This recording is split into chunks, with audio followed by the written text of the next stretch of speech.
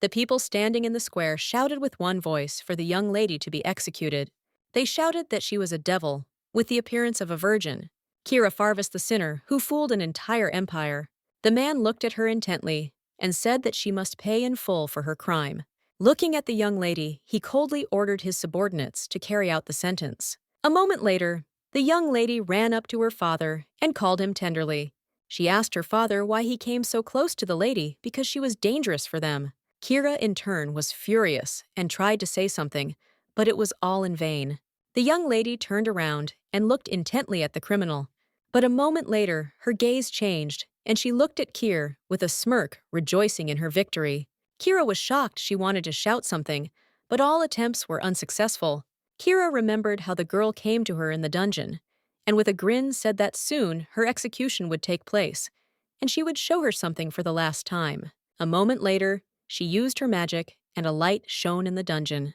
Kira was shocked because she saw drops of water and felt an unknown feeling. She felt the presence of the spirit of water. The lady told Kira with a smirk that she saw spirits, and this was proof that she was the real daughter of that stupid man. The lady said with a smirk that she was noble and pure-blooded. But in the end, she became a sinner, because everyone thought that she was the fake daughter of the Grand Duke. The girl looked at her with a smirk and said that it was all actually a big lie, because Kira was actually real. Kira froze in shock, as she didn't expect to hear anything like that. As she left, the young lady looked at her with a grin and said that they would see each other tomorrow before she executed her. Kira was furious, but unfortunately, she couldn't say anything. The next day, all present stared at the girl in anticipation of her execution. The young lady looked at Kira with a smirk and said that she was pathetic. Later, after the title of Grand Duke was awarded to the new successor, the status of the newly minted Duke's title suddenly fell, and a great crisis arose on the continent. There was a prophecy about the shield of salvation from disasters. Only one child would be born, blessed by the spirit, the family of water spirits, chosen by the goddess House Farvis. The daughters of the house, upon reaching adulthood, could hear and feel the great spirits. The gift of the invisible demon brought rain to the parched continent. Kira is Ludwig's first daughter, Farvisa. According to the prophecy, she was considered the only gifted one. The girl grew up to be a sincere and kind lady, but in turn, she wanted only one thing. She sincerely desired her father's love. Kira lost her mother at an early age, and naturally, she craved her father's love very much. She wondered what she could do to make her father love her. She tried to understand what she had done wrong, and was always strict with herself. She tried to learn all the material as quickly as possible in order to become a worthy daughter of her house. The maid praised her mistress with a joyful smile and said that the Duke would also be glad of her success. Kira wondered, with a happy smile, if she would be able to get praise from her father this time. Sometime later, the pineapple happily ran up to her father as she wanted to show him her success. The Duke in turn said that he was very busy, and if she had nothing urgent, she could inform him later. In truth, the Duke never even hugged his daughter. She wanted to attract his attention in any way possible. She understood that if she did something like that, he would come to her. Pushing off, she jumped. Some time later, the young lady was lying in bed with injuries. She heard someone knocking on the door and screamed, thinking it was her father. The butler looked intently at the young lady and called her. She froze when she saw that her father had not come to her. She was very upset because he did not come to her. She really hoped that he would be able to love her at least someday. Kira wanted him to come to her and hug her at least once. She really wanted him to look back and not leave. So she lived for 18 years trying to get her father's recognition. Most likely she would have lived like this her whole life. But one clear day, a girl came to them. She looked at everyone present with a smile and introduced herself, saying that she was the Duchess of Rowena's eldest daughter, Cosette. She introduced herself with a joyful smile and called her father. The Duke looked at the young lady with a puzzled expression on his face. He was surprised, and at the same time stunned, when she called him father. The Duke looked at her intently and asked if she really meant to say that she was his daughter. Cosette said with a joyful smile that it was all true. Everyone knew that Rowena Weinberg died after exile being barren. Count Isaac, her older brother, had been missing for 15 years and had not appeared, leaving them wondering where the child had suddenly come from. They didn't know if she was really the Duke's daughter, but she looked very much like him. Everyone present was shocked by this incident. Everyone looked intently at the second princess, who was no less shocked. The Duke looked at the young lady intently and asked if she could prove that she was his daughter. Cosette looked at the Duke with a smile and said that if he could give her such an opportunity, then of course she would prove it. The Duke looked at her with a grin but said nothing. A moment later, as he left, he said that he would give her that opportunity. The only question she would like to know the answer to is what kind of person her father is. From that day on, the world she was accustomed to began to change. Cosette greeted Kir with a smile and asked if she had slept well. Cosette said with a smile that the butler showed her her new room. She was glad because she had never seen such a comfortable bed before. Cosette said with a joyful smile that the beds here were not more comfortable than her uncle's. She also wanted to know what Kira's room was like.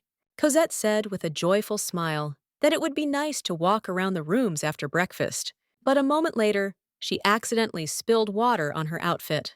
A moment later, there was a commotion as the maids hurriedly cleaned the young lady's outfit while Kira quietly sipped her tea. Cosette smiled and asked for forgiveness for causing trouble. Kira looked at the lady intently and said that she would tell the butler to assign her an etiquette teacher. Kira stood up with lightning speed and said that she was already full, so she would leave them. The maid looked closely at the young lady and said what else to prepare for her.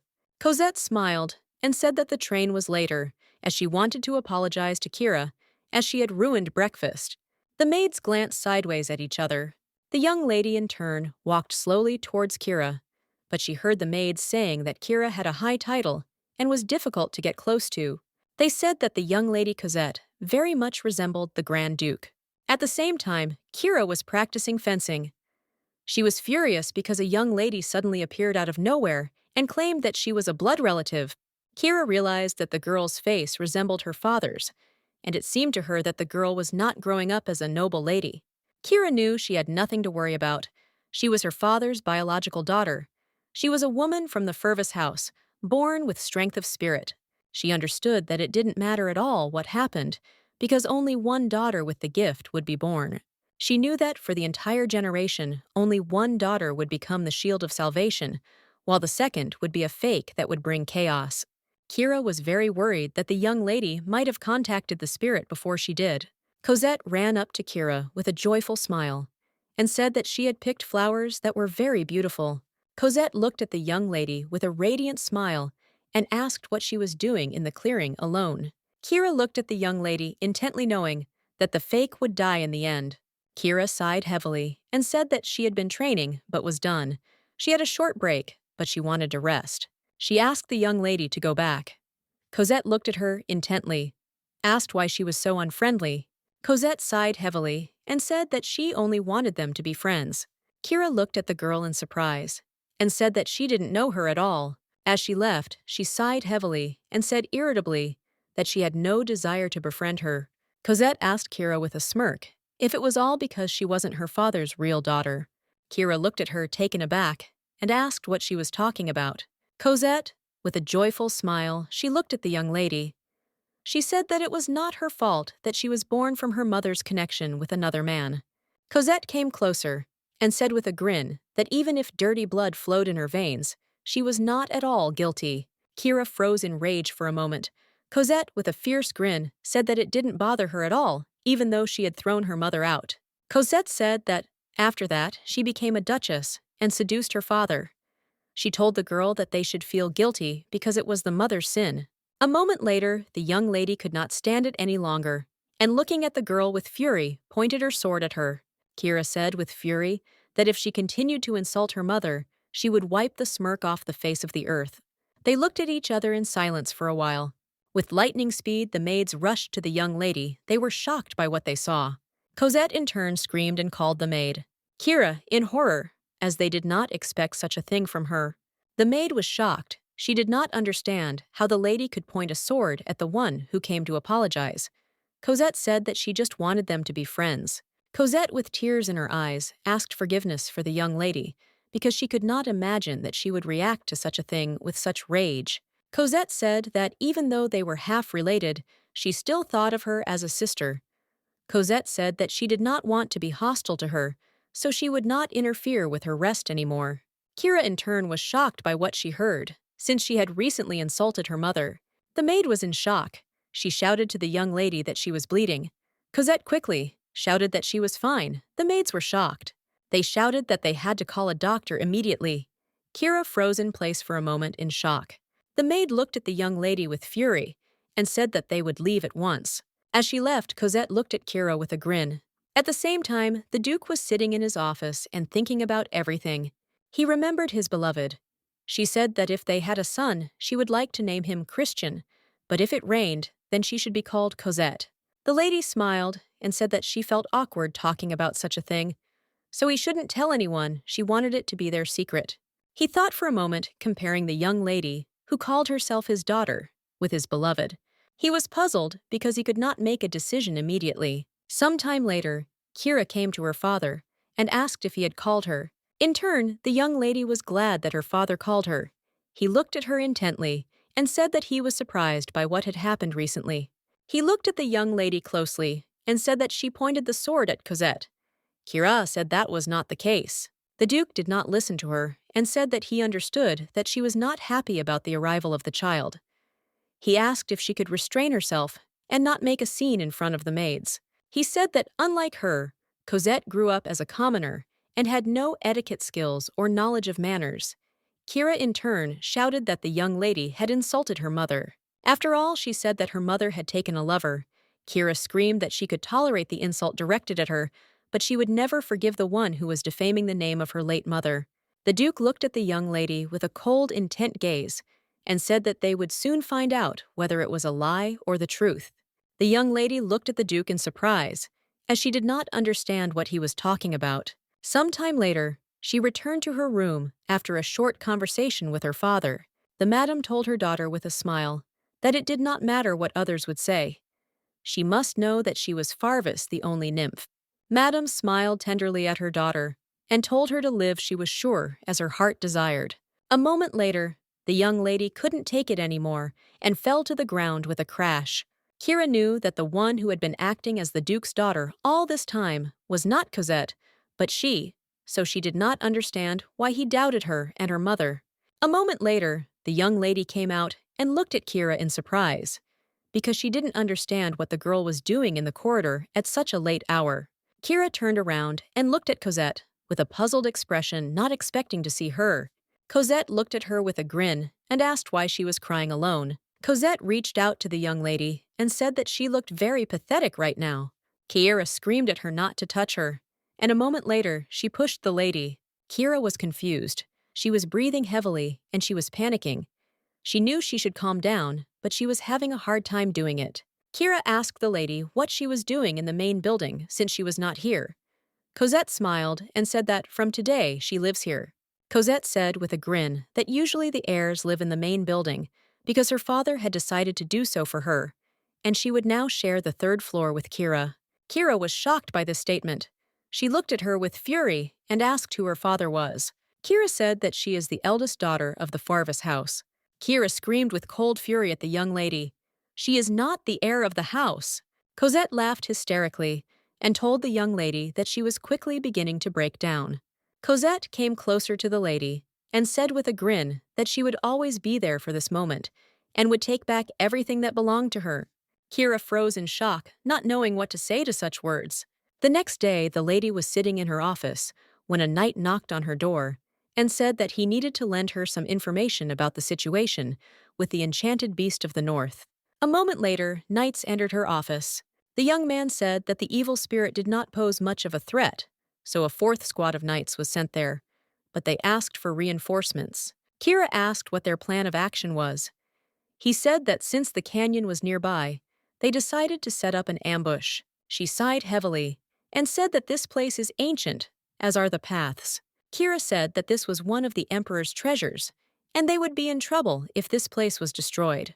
She looked at them intently and asked how high the risk was. The young man said that he was below average risk. She looked at them intently and said that in that case, they should follow the plan. Sir Joseph was puzzled by her decision and decided to object. The young lady looked intently at the knight. Kira looked at him intently, not looking away. He sighed heavily and said that he understood her and would obey the order immediately. She said that they also needed to raise funds for the annual charity gala. The young man was puzzled as he saw that the tension was only growing. At the same time, the maids stood quietly at the door and listened to their conversation. A moment later, they were discussing Julia Gita, not understanding what she had done to get this position. They said that she didn't even take the entrance exams and had no right to call herself the head of the knights. From generation to generation, every child of the house upon reaching adulthood must occupy the post of head of the knights. Those around her understood perfectly well that the young lady did not understand such things. They knew that she would not be able to prove herself as the head of the department. In turn, the maid was indignant because it was not the lady who looked at them with a cold, arrogant face. She was furious and asked her friends how dare Fake open her mouth and say anything.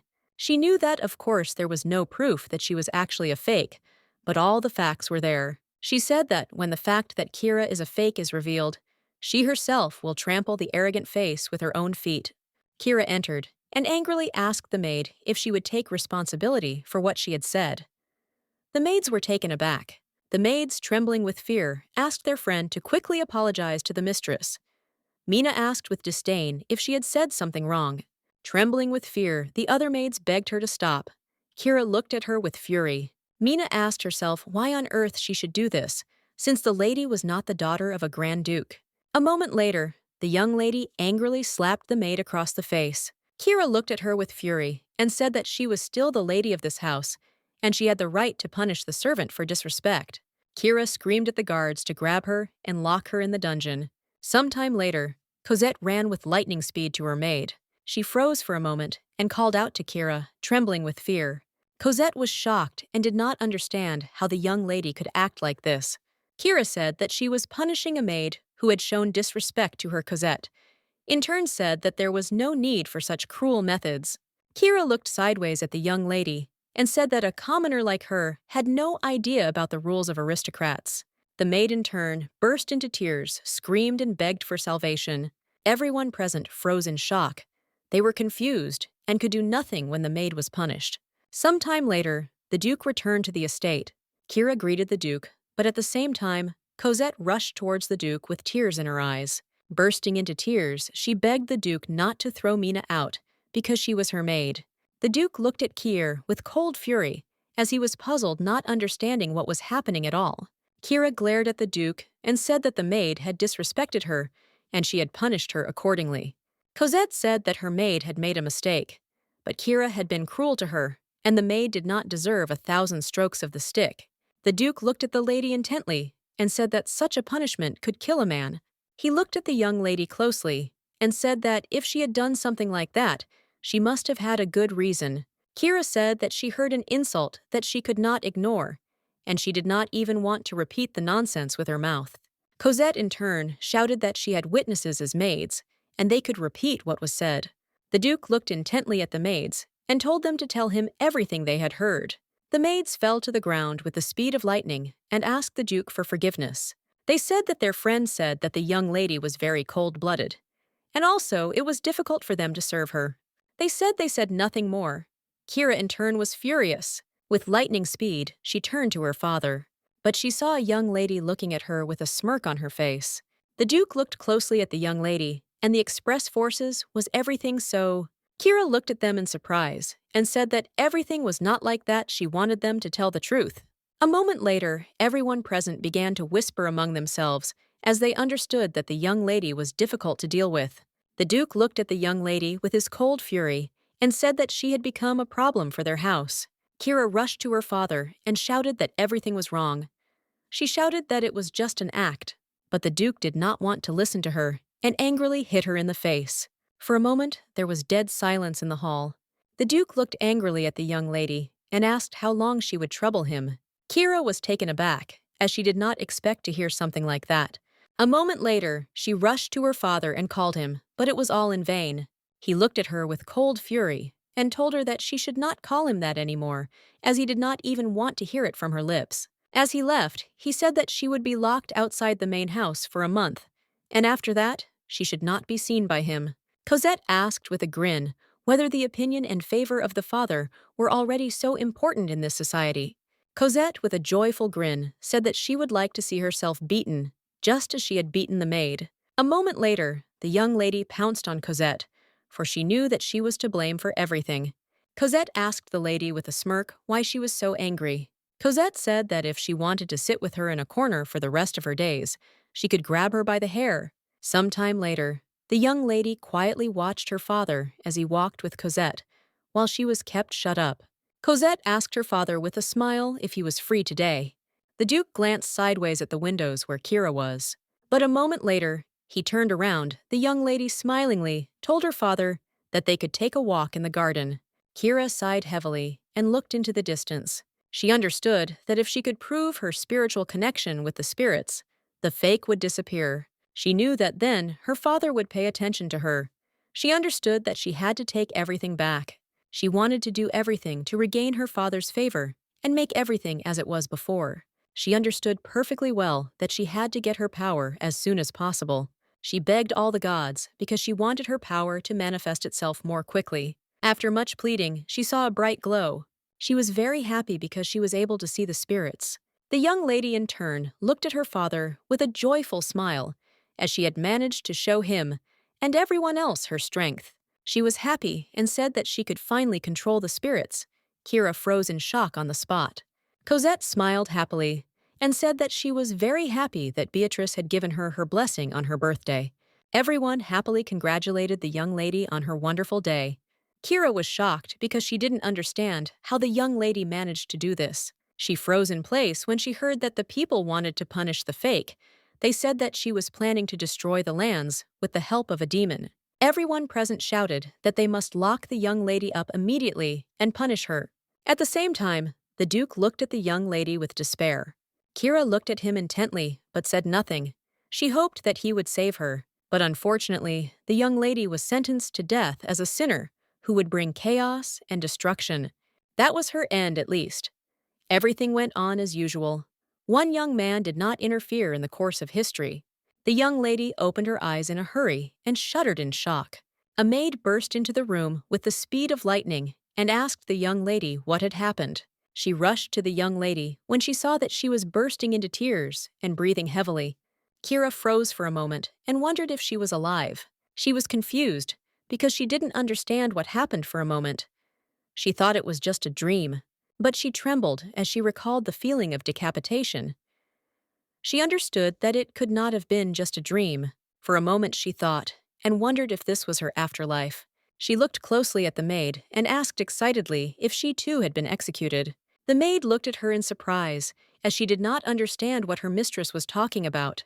The maid told her mistress that she must have had a nightmare, for she was tired from preparing for her brother's feast. Kira worriedly asked the maid if her brother had died too. She knew they could have killed her, but she knew he had done nothing wrong. With lightning speed, the young lady rushed to her brother, for she knew that he could not die. Zeke asked his sister if she was sure that her father would believe her. He sighed heavily and said that she was still locked in the dungeon. He looked at her with fury and shouted that she must answer him. She sighed heavily and, turning around, told him to leave her, as it would be bad if he were seen near her. He asked her to run away together because he understood that if everything continued like this, she would die. She said that in that case, he would have to become a criminal. She said that he should return, as it was all for his own good. But the young man was furious because he did not want to live with snakes. He sighed heavily and said that he would definitely come back to her, and therefore she should not sit on the floor. The young lady ran hurriedly through the castle, calling for her brother. She was shocked because she saw that all the servants were there. She knew that most of them had not done anything. She was shocked and did not understand why her father went so far. Zeke looked at his sister in surprise and called out to her. He was worried and wondered if something had happened. She looked at him intently and said that she heard that he was here. Zeke looked at her in surprise, asked if he could have gone somewhere. Zeke looked at his sister with alarm and said that if their father saw her like this, he would not like it. She looked at him in surprise as she did not understand why he was talking about her father. Kira asked worriedly if they were not in the afterlife now. Everyone present looked at the young lady in bewilderment. Zeke looked at the maid and said that it seemed that his sister was not fully awake. He asked to take her to the room. Those present looked at the young lady in bewilderment. They did not understand what had happened. She was taken aback for a moment because she saw familiar faces, but they were very young. She looked at them intently and asked what day it was. At that very hour, the young man gave her an answer to her question. She froze in place as she realized that she had returned to the past. She was confused and did not understand who did this and why. Zeke looked at his sister with confusion because he thought she was kind of weird. She sighed heavily and said that she seemed to have had a terrible nightmare, but she was not sure of her words. She sighed heavily and said that she had a dream and that she had died a terrible death. Everyone present was surprised, but at the same time supported her. She smiled and told her brother that they could have lunch together. Zeke sighed heavily and said that his sister would leave earlier because at that time she was greeting her father. She always got up early and dressed beautifully to greet her father. Now the young lady realized that she had been stupid. She was puzzled and did not understand why she was so clinging to a man who did not care about her. She knew that if she came back, she was given another chance so that she could change everything. She wanted to be with the people who cared about her. A moment later, the young lady said that from today on she would not do anything like that. Sir Joseph was furious and shouted at the Duke that the young lady had not deceived him on purpose. He did not understand why they had decided to execute her. The Duke glanced sideways at the young lady as everyone present chanted in unison as they wanted the young lady killed. Sometime later, the Duke woke up from a terrible nightmare. He froze in place in shock as he did not understand what he had dreamed. The next day, he sat in his office and looked at papers. The butler looked at the door in surprise as he noticed that the lady had not come to greet him today. The Duke looked intently at the closed door but did not answer. He asked the butler if she was ill. The butler said that a few hours ago, she was running around the mansion in her nightgown. He asked the Duke if he should know what had happened. The Duke sighed heavily and said that this was not typical of her. The butler looked closely at the Duke and said that he did not look well. The butler told his master that he should rest a little. The Duke sighed heavily and said that he had had a nightmare, so he was unable to rest properly. The Duke was puzzled because he did not remember what the nightmare was about, but he clearly felt the emotions from it. The sadness that would have broken his heart still left an unpleasant feeling and bitterness in his soul. He told the butler to send a doctor to the young lady. Sometime later, Kira was busy looking for the book. A moment later, she found what she was looking for. She thought for a moment, as she knew that in a few months, a young lady would appear. She would be appearing in front of high society at Zeke's birthday party. She probably wanted rumors about her to spread throughout the capital. Kira froze in place for a moment as she remembered the young lady saying that she was real. Kira was confused and didn't understand what her words even meant. Kira wondered why the young lady had powers if she was the Duke's true daughter and not Cosette. Kira sighed heavily as she knew that thinking wouldn't help her in this situation, since she couldn't even find out why she came back. She knew she had to try to write down all the events that had happened and prepare for the future. She knew she had to escape when the time came. She wanted to remember first what she saw before she died. She understood that if she saw the spirit, she should understand how the girl was able to contact Beatrice. She also wanted to know if there was magic of returning in time. She thought for a moment, as she had never heard of such a thing before. She thought that asking the magic tower about such a thing was useless. Moments later, a maid entered her room and said that the Duke had sent her a doctor, most likely, because she had not greeted him in the morning. The young lady looked at the maid in surprise, as she did not expect such a thing. She understood perfectly well that when she begged him for salvation, he ignored her, but now his actions were even funny to her. Kira sighed heavily and said that she was fine, and asked the maid to send the doctor back, as she did not want to waste time on useless things. The maid looked at the young lady intently and said that she understood everything Kira said, that she would like to get down to business. The maid looked at her intently and asked if she was talking about the nightly order. The maid looked closely at the young lady, who was leaving in a hurry, and said that she would prepare clothes for her. Sometime later, the young lady was watching the knights training closely. Joseph looked at everyone present and ordered the next one to come forward to fight. The young lady looked closely at the young knight as she knew that he would pass all the standards. She looked closely at his fights and realized that she had lived through a day like this before. She looked intently at the young man who greeted his friends with joy. Joseph asked in surprise how she knew he would pass the tests even if she hadn't seen him train. She said she just heard about him. He sighed heavily and said that he had picked her up. A moment later, there was dead silence between them. The lady was not at that time on good terms with Sir Joseph, because she became the head just because she was the Duke's daughter. There was a gap between them. Unlike her, who got her position thanks to the pedigree of the deputy head, he was talented. To gain an advantage, she constantly opposed him. Now she realized that it was stupid of her, and memories suddenly came flooding back to her, and she remembered how he had fiercely defended her before her execution. She was surprised, because she did not expect such a thing from his side. She knew that it was he who tried to protect her until the very end. The young lady sighed heavily and timidly called out to the young man. The young man looked at the young lady in bewilderment. She looked at him intently and said that she had something to tell him. He looked at her in surprise, as he did not expect this. A moment later, the young lady said she would like to apologize to him. Joseph looked at the young lady in surprise and asked what was wrong. She sheepishly said that she was jealous of him. She said that she wanted to be recognized by everyone like he was, and therefore wanted to apologize for taking his place. She looked at him intently and said that from now on, there would be no arguments, and she would not quibble over trifles. Kira smiled and said that now he could lead the order flawlessly on his own, and from now on he didn't have to ask her opinion. He was shocked by what he heard, but a moment later, the knight told the head of the order that the training was over. She smiled and said that they could go now. Some time later, the young lady greeted the knights and congratulated them on joining the knightly order. She got out and said that there would be a party for newcomers soon. Joseph smiled and said that was exactly it, and let it be called a welcome party after all, and not just have a drink together. She said that they could drink and eat as much as they wanted, because she would pay for everything. The knights froze for a moment, because they had already imagined how everything would happen. They whispered among themselves, because they understood that if the head came, they would be awkward, and the whole evening they would walk as if on thin ice. Joseph looked at them intently, and the young knights fell silent. A moment later, the young lady said that she would not come to the party. Everyone present beamed with joy. A moment later, it said that its presence would ruin the atmosphere of the party, so it apologized in advance. The knights froze in shock. A moment later, the young lady said she had no ill intentions. Kira said that she only thought that they could become closer if she was present. She didn't at all imagine that her presence could ruin their party. She said that it wouldn't happen, so she hoped they would have a good time. Joseph looked at the lady in shock. Everyone present was shocked by her words. Moments later, there was an awkward silence between everyone present.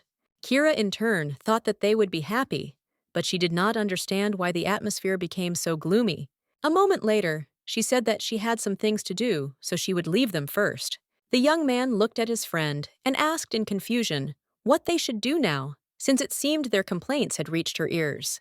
The young men only wanted her not to come so as not to spoil their holiday, but now they understood that their words had offended her.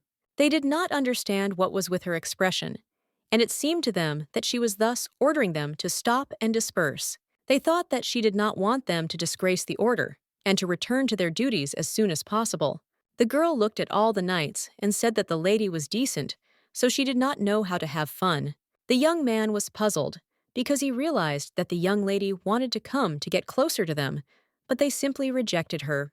Joseph sighed heavily and said that he now understood why she seemed sad to him, because it was all because of them. They were puzzled and did not know what to do. Now Joseph said that he would go to her and apologize. The knights shouted to the young man that he should say that they would be happy if she came to them. The young people shouted because they hoped that the deputy would do everything possible. Some time later, the young man slowly walked towards the head. He thought for a moment, because she had previously offered him her sincere apologies. Now he realized that she didn't hate him. He thought with a smile that, until yesterday, she had been like a rose with thorns. But today, he realized that she was a completely different person. It seemed to him that today she was free. At the same time, the young lady was slowly walking towards the Duke. As she led him into the office, she told the Duke that she had come to thank him for sending a doctor to her. She looked hard at their Duke, but said nothing more. He looked at her intently and sighed heavily, saying that if that was all, then it would have been enough to simply write a letter. He said that she didn't need to come to him and waste her time. She looked at him intently and said that she would never have bothered him just for that. Kira said that she planned to stop greeting him in the mornings, Starting today, the Duke froze for a moment in shock. Bowing, she said that she apologized for causing him inconvenience, as he was always busy. She looked at her father intently, because she knew that it did not matter to him whether she came or not. He shuddered at her words, but a moment later he said that she could do as she wished. She thanked him and said that she would like to ask him something. The Duke looked at the young lady in surprise, because he did not expect this. She looked at him intently and said that she wanted to leave her position as the head of the knights for a while. Kira said her body needed rest, and she thought a few months would be enough. The Duke said that it was too long and he would give her only 1 month. She looked at him and asked if he could give her a month and a half, but she addressed him formally as before. The Duke was taken aback and asked in surprise what she had just said. She understood perfectly well that she would have to leave this position when Cassetta appeared. She wanted to leave herself. She looked at the Duke intently and said that she was too tired, and that was why she asked for a leave. The Duke was taken aback and looked at the young lady in surprise, as it seemed to him that he had imagined her words. But he still said that she could take as much as she had originally asked for. A moment later, her Naledi thanked him and left the Duke frozen in shock, felt an emptiness in his soul. The Duke turned her words over in his head for a moment, shocked that she was addressing him formally. Some time later, the young lady was sitting in her room drinking tea. She wondered what had happened since her death. She wanted to know if her father continued to live happily with his real daughter until the very end. She wanted to know if the Empire had survived the foreseen disaster safely. She sadly wondered if everyone was happy after her death. A moment later, Sir Joseph entered her room. She looked at him in surprise, as she did not expect to see him.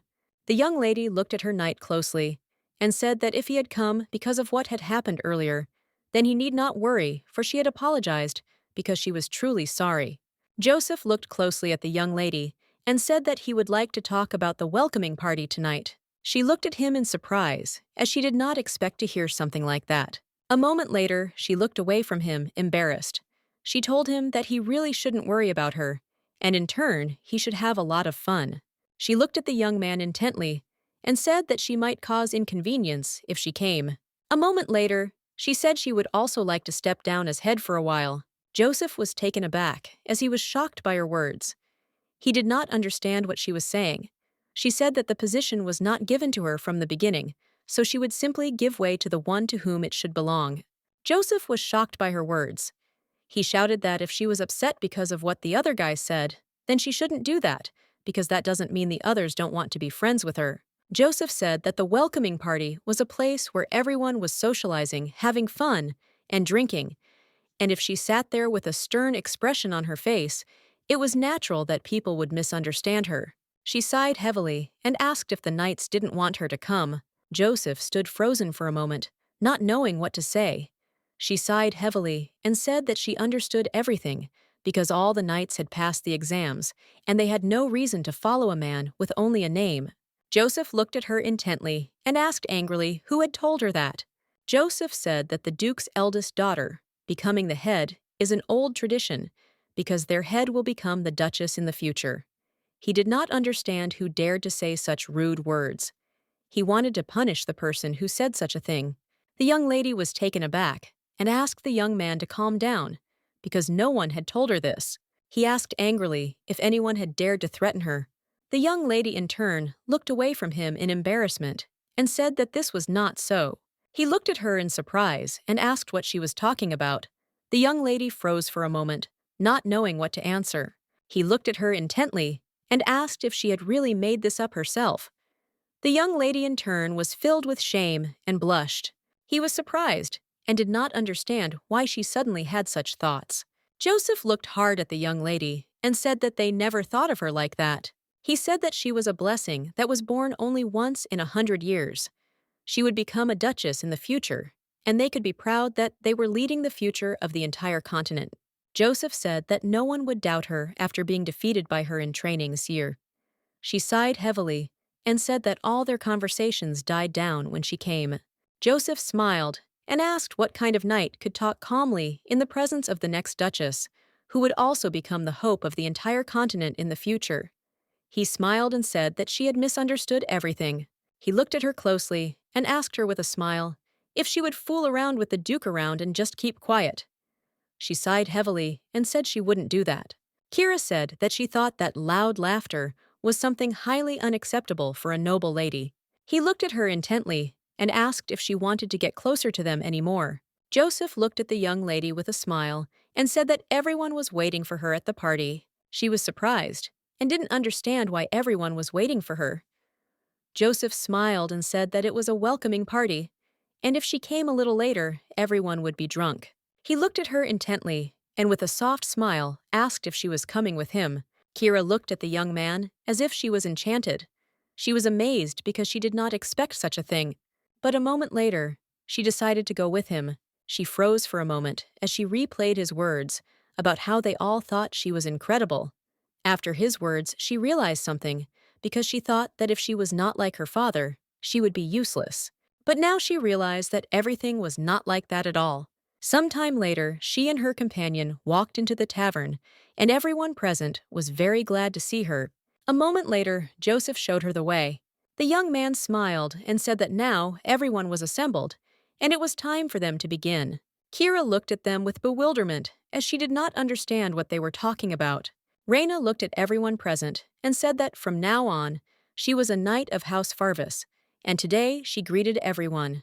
The young man looked at the young lady intently and said with a smile that now the recruits would show what they were capable of. She looked at him in surprise as she did not understand what he was talking about.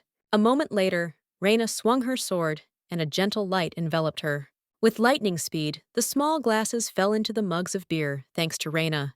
Kira looked at everyone present with admiration and surprise. A moment later, there was a crash and a shout. Everyone present was enjoying the evening. Joseph, in turn, was surprised and puzzled because they were behaving very loudly. The young lady looked around in bewilderment and a moment later began to clap for them. The young lady froze in surprise when she saw that she and Joy were mixing different drinks. She was confused because she didn't understand what was going on at all. After some time, all those present were enjoying themselves and engaging in conversation. The young man presented the chief with a drink with a smile and said that she must drink it. The young lady in turn thanked the knight. A moment later, the young lady began to slowly sip her drink. The knight glared at the young lady and shouted that she was doing it wrong. He shouted that she should look at him carefully and do everything exactly as he did. The young lady in turn froze in shock as she saw the young knight greedily gulping down the drink. Kira looked at the young knight in surprise and asked if this was really a ritual of oath, trust, and friendship. The young man was taken aback, not knowing what to answer. And a moment later, he said with a smile that he had simply emptied the mugs, and if there was anything left inside, it would spill on her. He smiled and handed her a mug of drink and said it was her turn.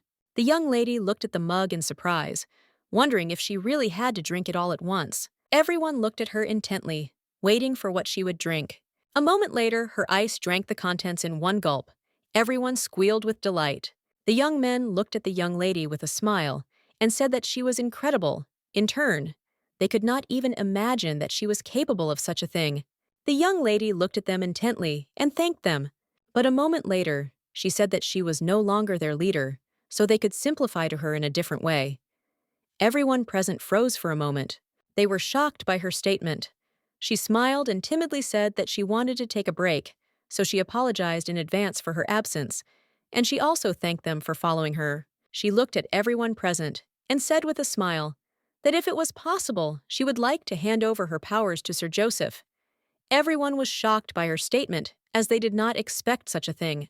They were shocked and knew she was not hurt, and they had finally gotten along with her, but she suddenly decided to leave them. The knights hoped that she would return to them soon. They looked at her closely and said that they had never seen her rest before. They wanted her to have a good rest and return to them soon. Kira thanked them for their concern with a gentle smile and agreed. The young men were happy to say that today they should rest until dawn. They wanted to drink to their lady with joy. The young lady in turn also supported them. After a while, the young lady sighed heavily as she had drunk too much. A moment later, she realized that she was in Raina's embrace. She was confused because she didn't understand what had happened. She didn't understand why tears were rolling down her eyes. The knights were shocked, and with tears in their eyes, they screamed that everything happened because of the Grand Duke. They knew that he was very scary since he never spent time with others. The young lady looked at the young men in surprise as she did not understand what they were talking about. But a moment later, she realized that they were talking about that man, and she involuntarily drooped. A moment later, she could not stand their conversations and shouted that she even fell down on purpose, crying because she wanted to attract his attention. But he did not even visit her room. The young people were furious. They did not understand how he could treat her so cruelly. They did not understand what kind of father he was at all. Reina looked at the young lady and said that everyone thought she was very kind. She said that the lady should make a rebellion against him. Kira screamed with tears in her eyes that to rise up meant to remember him, and she hated everything that was connected with her father. The young men shouted that everything was right and time was precious, and she was old enough to relax. They shouted that she studied hard, but the time spent with them was much more fun. She looked closely at the young people, and a moment later, with a joyful smile, said that everything was right. She said that she never knew that it was possible to have fun with everyone so late. Sir Joseph looked at the young lady in surprise, for it was the first time he had seen her smile happily. Reina looked at the young lady with alarm and said that she had completely passed out. She was confused, and I didn't know what they were going to do. Joseph looked at them intently and said that he would take care of everything and take the young lady to the estate. Reina in turn said that she was already leaving, so he would take her. A moment later, the young man looked at Joseph and said that the young lady had had a great time, and he didn't need to sigh like that. Joseph looked at him closely and said that he was very noisy. He smiled and asked Joseph if he was embarrassed here. Moments later, Joseph hit his comrade, who fell to the ground with his scream. The young man was puzzled, not knowing what had come over him at all, and why he had done such a thing. Joseph looked closely at his friend and asked what he was talking about, madam. The young man said that they talked about various things, but they also complained a little about the Duke. Joseph was taken aback by this and asked what he was talking about. He smiled and said that the head also complained about the Duke. He told Joseph that if the Tuns were going to punish them, then she should be punished too. The young man sighed heavily and said that he could never have imagined that their head was like that, because he had previously thought that it was frightening and cruel. He said with a happy smile that it seemed she could be gentle and quite sweet. Joseph looked at the young man intently and told him to watch his language. Joseph sighed heavily, digesting the whole situation. He was puzzled and could not understand how Wilford could say that the young lady was nice. He did not understand how such thoughts could enter his head. But still, he froze for a moment and remembered the young lady. He was very embarrassed, because he realized that she was very sweet at that moment. The next day, the young lady woke up with a terrible headache. She asked the maid to clear her schedule. The maid asked in surprise if she really wanted to cancel all plans, because she noticed that the young lady was not feeling well. She sighed heavily and said that there were attacks. The maid looked at the young lady closely and said that she had previously asked for detailed information about the spirits. She asked if she should go to the library as well, and also wanted to know about the mistress if she wanted to go there now. Kira said that she would like to go to the library. Kira sighed heavily and, gathering her thoughts, called the maid. She asked Rose where she would choose to live if she had the chance. Rose smilingly said that she had been dreaming of traveling, as she had never been outside the capital before. She smilingly said that she wanted to see the world and have new experiences. Kira smilingly told the maids that she could take a vacation a little later.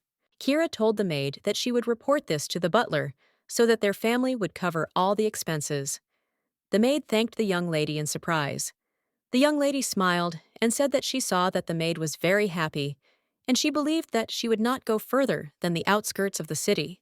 Rose smiled and said that living in a small town was a waste of time, and besides, she didn't want to die having spent her whole life just working.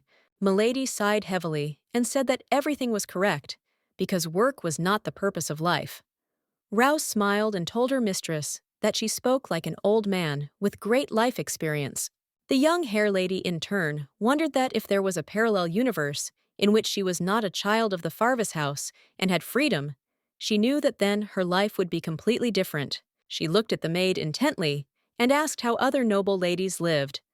The maid was taken aback for a moment because she did not know such a thing. She asked the mistress, "What about novels in which the main characters are noble ladies?" She smiled and said, "Mistress, that she could recommend her some books." Kira smiled and said that it sounded good, and she asked the maid to recommend books that talked about the daily life of a lady. Rose said that the young lady's preferences were different from hers, but she would pick something interesting. The young lady, in turn, wanted very much to know what the world was like outside this house.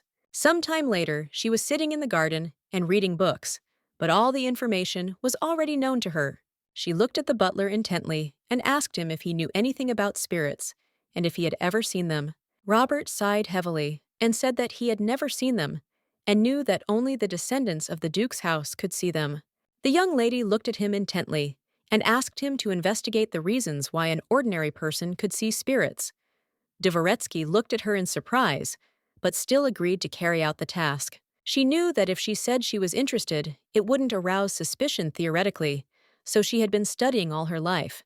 She was very eager to attend parties and make friends because she had a new life. Now that she thought about it, she didn't even have any friends, and at all the parties she attended, she always stayed with her family. The young lady wondered if it was precisely at times like these that rumors spread that she was boring. A moment later, a knight approached her and said with a smile that he was looking for her. She looked at him in surprise as she did not expect to see him. Wilford said with a gentle smile that he had brought her a special drink. It should help her recover from her hangover. He said with a smile that the deputy asked him to pass the drink. The young lady thanked him with a smile and said that her head did indeed hurt a little. A moment later, she noticed that the knight was leaving in a hurry. With the speed of lightning, she called to him. Wilford looked at the young lady in surprise. Not understanding what she wanted, she turned around and told the maids to leave them. With lightning speed, the young lady ran up to the knight and asked if he got along well with other people. Wilford looked at her in surprise and said that she actually had a lot of acquaintances. She looked at him with a smile and said that she expected nothing less. Kira looked at the knight with shining eyes and said that he must have attended many social receptions. She smiled and said timidly that she would like to get along with someone outside of her family, but she didn't even know where to start. She looked closely at the young man and asked what she should talk about with people to get along with them. The young man sighed heavily. He wondered if she had been alone all the time. He thought for a moment and said that she would have an easier time with girls her age. He sighed heavily and said with a smile that he felt a little awkward telling her such a thing. She smiled and said that everything was fine, and he could tell her everything. Wilford looked timidly at the young lady and said that she should smile her pleasant smile more often. She looked at him in surprise as she did not expect to hear something like that. In one breath, the young man said that people like it when they have friendly conversations with them. He looked at the young lady intently and shouted that she looked very threatening when she spoke without emotion, and in that case, she looked very much like a duke. He meant that the look and eye contact also mattered, and she should not think anything like that. The young lady was shocked by her words, but in turn said that Sir Joseph had said something similar. The young man smiled and said that she did not need to worry, since the first impression was not so important, but the conversation itself was very important. He said that she needed to find common interests with the interlocutor, and he also asked what she was interested in. She thought for a moment and said that she was interested in destroying magical beasts and protecting the empire. The young man sighed heavily.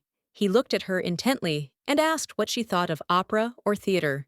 Kira thought for a moment and said that she couldn't say that she liked something like that, but she would look into something like that. She realized that in that case, she could continue the conversation. Wilford said hastily that it would be more like she was forcing herself, because interests were something else.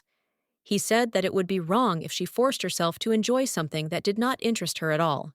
Wilford said with a gentle smile that she should enjoy talking about something she liked. The young lady looked at him in surprise, as she had never heard anything like this before. A moment later, she sighed heavily and told the knight that he was absolutely right. She knew that if she continued to behave like this, then her behavior now would be no different from her past life. Some time later, the maid with her happy smile told the young lady that she had brought her some novels. The young lady looked closely at the book and read the title of the novel. The maid said that it was better not to read this book before going to bed. Kira looked at her in surprise, as she did not understand why she should not do something like that. Rose said the lady that she would be very interested in the story, and for this reason would sit up all night long. The young lady sighed heavily and asked if the story was really about everyday life, because she knew that, alas, everyday life was not funny. The young lady was the daughter of a low-class nobleman. As soon as she had the opportunity, in the summer, she decided to take a vacation in the capital. For this session, she had to thank her aunt, who married a very influential man. Thus, she met her 18th birthday, heading to the capital. Then she met a young man on her way, who was very attractive. The young man looked at the young lady with a radiant and gentle smile and introduced himself, and she thought that a miracle had brought her and the Count together. After arriving in the capital, they spent every day together. One such fine day, the Count quietly approached the young lady and gently whispered her name in her ear. Then the Count's hand ended up under her dress. She timidly looked away from him and said that anyone could have visited this garden, but this did not stop the Count. With lightning speed, the young lady threw the book to the ground after reading it. She was shocked, but at the same time confused, because she did not understand what she had just read. She was in shock, did not understand what kind of books the maid had brought her. She knew that no matter how interested she was, she couldn't read something like that kind of novel. The lady looked closely at the book that was lying next to her bed. She was embarrassed, but still wanted to read another page. When the young lady found herself in the Count's arms, it seemed to her that time had stopped. She knew that happiness would be eternal, and if she was always near him. Kira, in turn, did not notice how morning came, because she had been reading a fascinating novel all night. She was confused and exhausted, having not been able to sleep all night. She was shocked and wondered what she had spent the whole night doing. A moment later, a maid entered her room and told the young lady that it was time to wake up. Kira hid the book with lightning speed. The maid looked at the young lady in surprise. Rose looked at the young lady with a smile and said that this was the reason she asked not to read the novel before going to bed. She smiled and asked if she was interested. At the same time, the young lady was blushing with embarrassment. She looked away from the maid, embarrassed, and said that she had enjoyed the novel very much. She began to quote one scene from the novel. She said she liked the scene where they enjoyed the ball all night.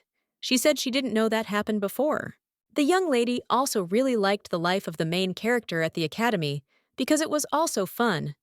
Kira sighed heavily because she knew that she had previously only studied at home, and she was happy to read something like this. Rose smiled and said, "Young lady, there are similar stories, and if she wants, she could bring them." Kira perked up after hearing these words and said with a smile that it would be very wonderful. The young lady was shocked by her behavior because she was too carried away by such things. The maid smiled and said that it was very good, and also said that she had nothing planned in the morning, and she asked the mistress if she would like to sleep a little. The young lady smiled and said that she had planned to visit the library. Kira in turn sighed heavily as she hoped that the young servant did not suspect anything. Some time later, the maid came down to her friend's room and asked where the continuation of the story, Summer Adventures of Lady Stella, was. The maid looked at her in surprise and said that the continuation was in her room. Rose looked at her friends intently and said that the lady said she wanted to read it. The maids froze in shock as they did not expect such a thing. With lightning speed, they pounced on Rose and asked if my lady read romantic stories. They were shocked and asked if she read them and not holy or academic books. They asked their friend if the young lady was going to have her trashy and shameful book burned. Rose sighed heavily and said that it was not so, and she simply asked to borrow the book. Rose sighed heavily and said that the young lady said that she was interested in how ordinary ladies lived. The maids thought for a moment, as they did not expect such a thing. Some time later, the young lady visited the library. She was reading a new book intently. While reading the book, she looked at it with embarrassment, as there were very piquant details in it. A moment later, she slapped herself in the face, knowing that now was not the time to be thinking about such things. She knew that she needed to find out a lot of information about spirits now. She sighed heavily as she realized that this was what she should have expected after reading this book. She knew that being the only family connected to the spirits, they knew nothing about them, because the temple said that the holy power granted by the goddess should not be subject to experimentation, so she was accepted without question. She sighed heavily as she knew that because of this, There were few materials to study in the library. She was getting bored rereading what she already knew. A moment later, she heard familiar names. The young lady quietly walked out of the library and saw the maids discussing the book she had read earlier. The maid said that the main couple rarely appeared, and the main character's younger sister appeared only towards the middle of the novel. They were surprised and did not understand why her lady was looking for such a book. They were informed that the young lady wanted to know about the life of the noble daughter, and so she studied this book. The young lady in turn was puzzled by what she heard. The maids whispered to each other because they liked the scene where they confessed their feelings to each other in the garden. They didn't know if it would be rude to say that this moment was exciting, but still, the main characters were afraid of being caught. They also liked the scene when they went to a mansion by the sea for their wedding night. The young lady in turn was hiding behind the wall, listening to their conversations with embarrassment, as she also liked this scene. The maid sighed heavily, and looking intently at her friends, asked if they really enjoyed such scenes. She smiled and said that she preferred the part where the main characters recognized each other at first sight, although they were wearing masks. The young lady, in turn, listened to the maids with admiration, as she also liked this scene. She glanced sideways at the maids, as she also wanted to join in their conversation. But a moment later, she decided to throw all thoughts away and forget about it, because she was perfectly aware of what kind of reputation she had. But she still couldn't resist and looked out from around the corner. The maid glanced sideways at the young mistress who was staring at them. A moment later, the maids screamed, not expecting to see their mistress. With lightning speed, they bowed and asked forgiveness from the young lady. She looked at them in surprise but said nothing. The maids, taken aback, trembling with fear, said that it was their break. They begged her to believe them. The maids hurriedly shouted that they were immediately returning to work. The young lady froze in place in shock, unable to utter a word, as the maids quickly left her. She looked after them, puzzled, as she just wanted to listen to their conversation some more. Some time later, the young lady returned to her room in a depressed mood. She sighed heavily and wondered if she had said without hesitation that she had enjoyed this conversation, things would have been different. Kira knew that her reputation had always been her priority, and she didn't even have the courage to admit what she actually liked. Returning to her room, she accidentally bumped into her maid. Rose looked at the young lady closely and asked with a smile if she had finished her business in the library. Kira rested and said that she had not finished her business yet and planned to look for more information tomorrow. Rose looked closely at the young lady and asked how about a similar story to the one she had read earlier. The young lady looked at her maid intently and said that the truth was that everything she had said in the morning was a lie. The maid looked at her in surprise, as she did not understand what she was talking about. Kira couldn't stand it any longer, and shouted that when she said she wanted to study the normal life of an ordinary lady, she lied, but it certainly helped her.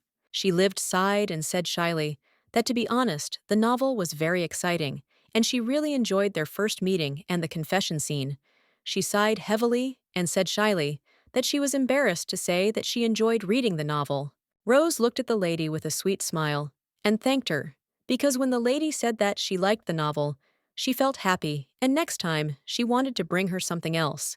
Kira in turn felt relieved after what was said, and also thanked her maid with a smile for recommending the book to her. She really wanted to talk to everyone, and luckily when she opened up, she was given the opportunity. At the same time, the Duke was slowly getting ready for the trip.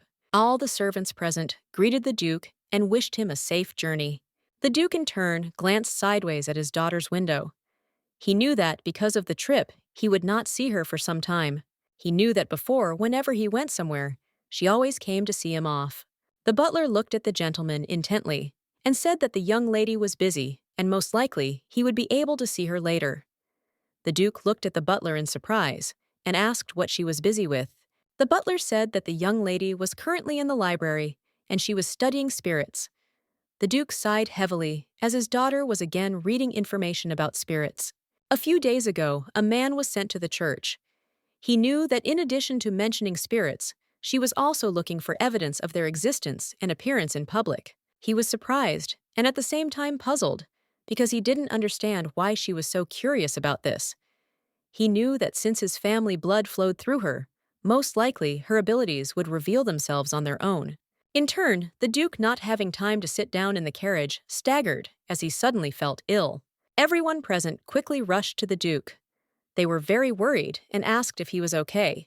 The Duke sighed heavily and told his subordinates that they did not need to make a fuss because he must have just been tired. He knew that all his fatigue was connected with the recurring nightmares. At last, the Duke turned around and, looking intently at the palace, ordered to set off on a journey. At the same time, the young lady sat quietly in her room. Looking out the window, she saw the maids chatting happily with each other. She sighed heavily and wondered if she would also have the opportunity to chat casually with many people. She sighed heavily as she knew that when she thought about such things, she felt awkward. But in turn, she understood perfectly well that Cosette never cared about such things. She smiled and told the maids that the prepared treats were very tasty and thanked them. Kira looked closely at the maids and called them. In a hurry, the maids ran away from the young lady.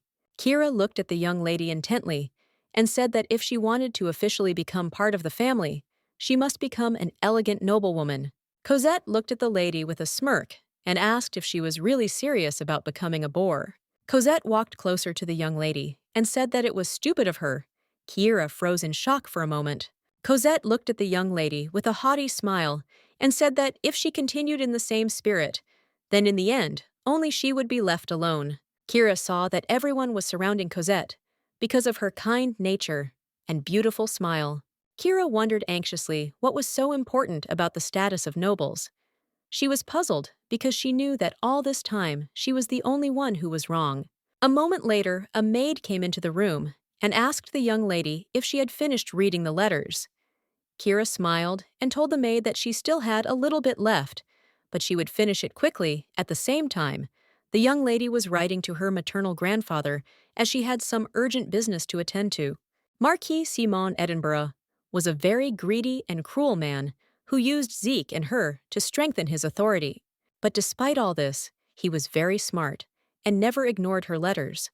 She knew that since the events of the present could unfold in accordance with her dream, she needed someone who could help her. She knew that it was almost impossible to find someone within the family without escaping the Duke's gaze, so she wanted to look outside the family. She wanted to start by contacting her mother's family at the beginning of the banquet reception. She knew that all she had to do was send the letter given to her. She slowly handed the letter to the maid, and with a smile asked her to make sure that the letter would be delivered personally into the hands of her grandfather. The maid smiled and said, "Madam, that she could have no doubt." The young lady knew that all that was left for her to do now was to find out what banquets her grandfather had attended and would attend. She asked the maid to bring her all the invitations that had been sent to her. The maid looked at the young lady with delight and asked if she was really going to the banquet. The young lady looked at her maid with bewilderment and asked why she was so happy. Rose smiled and said that of course she would be happy, because it would be the first time the young lady would go to a banquet alone. The maid smiled and told the young lady that no one ever knows when a fateful encounter like the main character's might happen. The young lady with a smile said it was true. The maid with a radiant smile and said that dancing together under the beautiful chandeliers, it was a breathtaking sight. The young lady looked at the maid with animation and asked where the invitation was, for she wanted to accept them immediately. The young lady looked at the butler in surprise and asked why he got rid of them. The Duke, passing by the office involuntarily, overheard their conversation. The butler asked the young lady for forgiveness because she had always declined all invitations before, and he thought that this time it would be the same. He asked her for forgiveness again. The Duke entered the room and asked in surprise what was going on. The young lady sighed heavily and said that the butler had gotten rid of the invitations that were intended for her. The Duke looked at her in surprise and asked if she really meant to say that she had planned to accept them. She sighed heavily and said that that was exactly it. The Duke looked closely at the young lady and said that from its very foundation, the family had always maintained neutrality. He said that they were a family blessed by the gods, and she should know that they could not afford to get involved in useless political conflicts. He did not understand what she was thinking. The young lady sighed heavily and said that she had not thought about anything serious, and she had only done it because she was tired of sitting at home. The Duke looked at the young lady in surprise, as he did not expect such a thing. The maid cried out in alarm and called the young lady. Kira looked at the Duke intently and said that being here was depressing to her.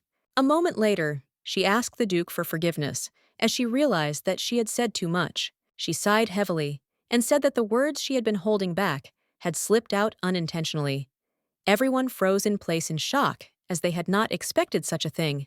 The Duke sighed heavily and told his daughter that if she started communicating with other noble families, many rumors would surface. He said that he wanted to know in advance what she was planning to do. The young lady in turn knew that everything was correct and that he was the kind of person who cared only about the family's reputation and his duties and obligations. She looked at the Duke intently and said that she was already of a suitable age for marriage. She asked her father if it was time to look for a suitable husband. Everyone present froze in shock, as they did not expect to hear anything like this from the young lady. She sighed heavily and said that everything was correct, and she was now talking about marriage. She looked away from the Duke in embarrassment and said that he was saying that she would get married. She was just using it as an excuse. The maids were shocked because they saw that their mistress was embarrassed. Everyone present wondered if she really agreed to the marriage. The maids were surprised because they didn't know that she liked anyone. The Duke sighed heavily and asked why she wanted to go beyond the pale, using such an excuse. Kira looked at the Duke intently and said that she should be curious. She asked the Duke if he cared about what she did, as long as it didn't cause problems for the family. For a moment, there was a dead silence in the room, and the Duke in turn froze in shock, as he did not expect to hear anything like this. A moment later, the Duke turned and told the young lady to stop talking like that, and they would talk about it when her excuse failed. As he left, the Duke stopped and looked intently at his daughter. He sighed heavily and told the butler to report to him about all the events the young lady attended and all the people she met. He wanted to know about all her actions. The next day, the young lady was inundated with letters. She looked closely at the letter, for she knew that it must reach her maternal grandfather. She assumed that the banquet at the Franks' house would be very good. A moment later, the young lady looked back and saw knights through the window. With the speed of lightning, she ran out into the street and called the knights with a joyful smile. They looked at her closely and greeted her with a smile. Joseph smiled and said that they had not seen each other for a long time, and he also asked if she had had a good holiday. Kira smiled and said that she had a lot of fun on her vacation and that she seemed to have developed new interests. Joseph smiled and congratulated her, and also asked if he could find out what new interests she had developed. The young lady said, with an embarrassed smile, that it was a secret. The young men looked at her in surprise, as they did not know what kind of hobby she had, which she kept secret. Kira sighed heavily and said that she didn't want to admit that she enjoyed this interest because she thought it was something vulgar. She was sure that she wouldn't like it at all, Wilford. He came back and said that he knew what it was like because he had similar hobbies. She was surprised, looked at him, and asked what he was talking about. He smiled and said that he was playing at the casino, sir. The young lady in turn was taken aback, as she did not expect such a thing. Wilford smiled and said that he was very nervous at first, but it turned out to be a very funny and enjoyable activity. She looked at him in surprise and asked if the others knew about it. Joseph sighed heavily and said that his knight was not hiding anything. Wilford smiled puzzledly and said that it was not illegal.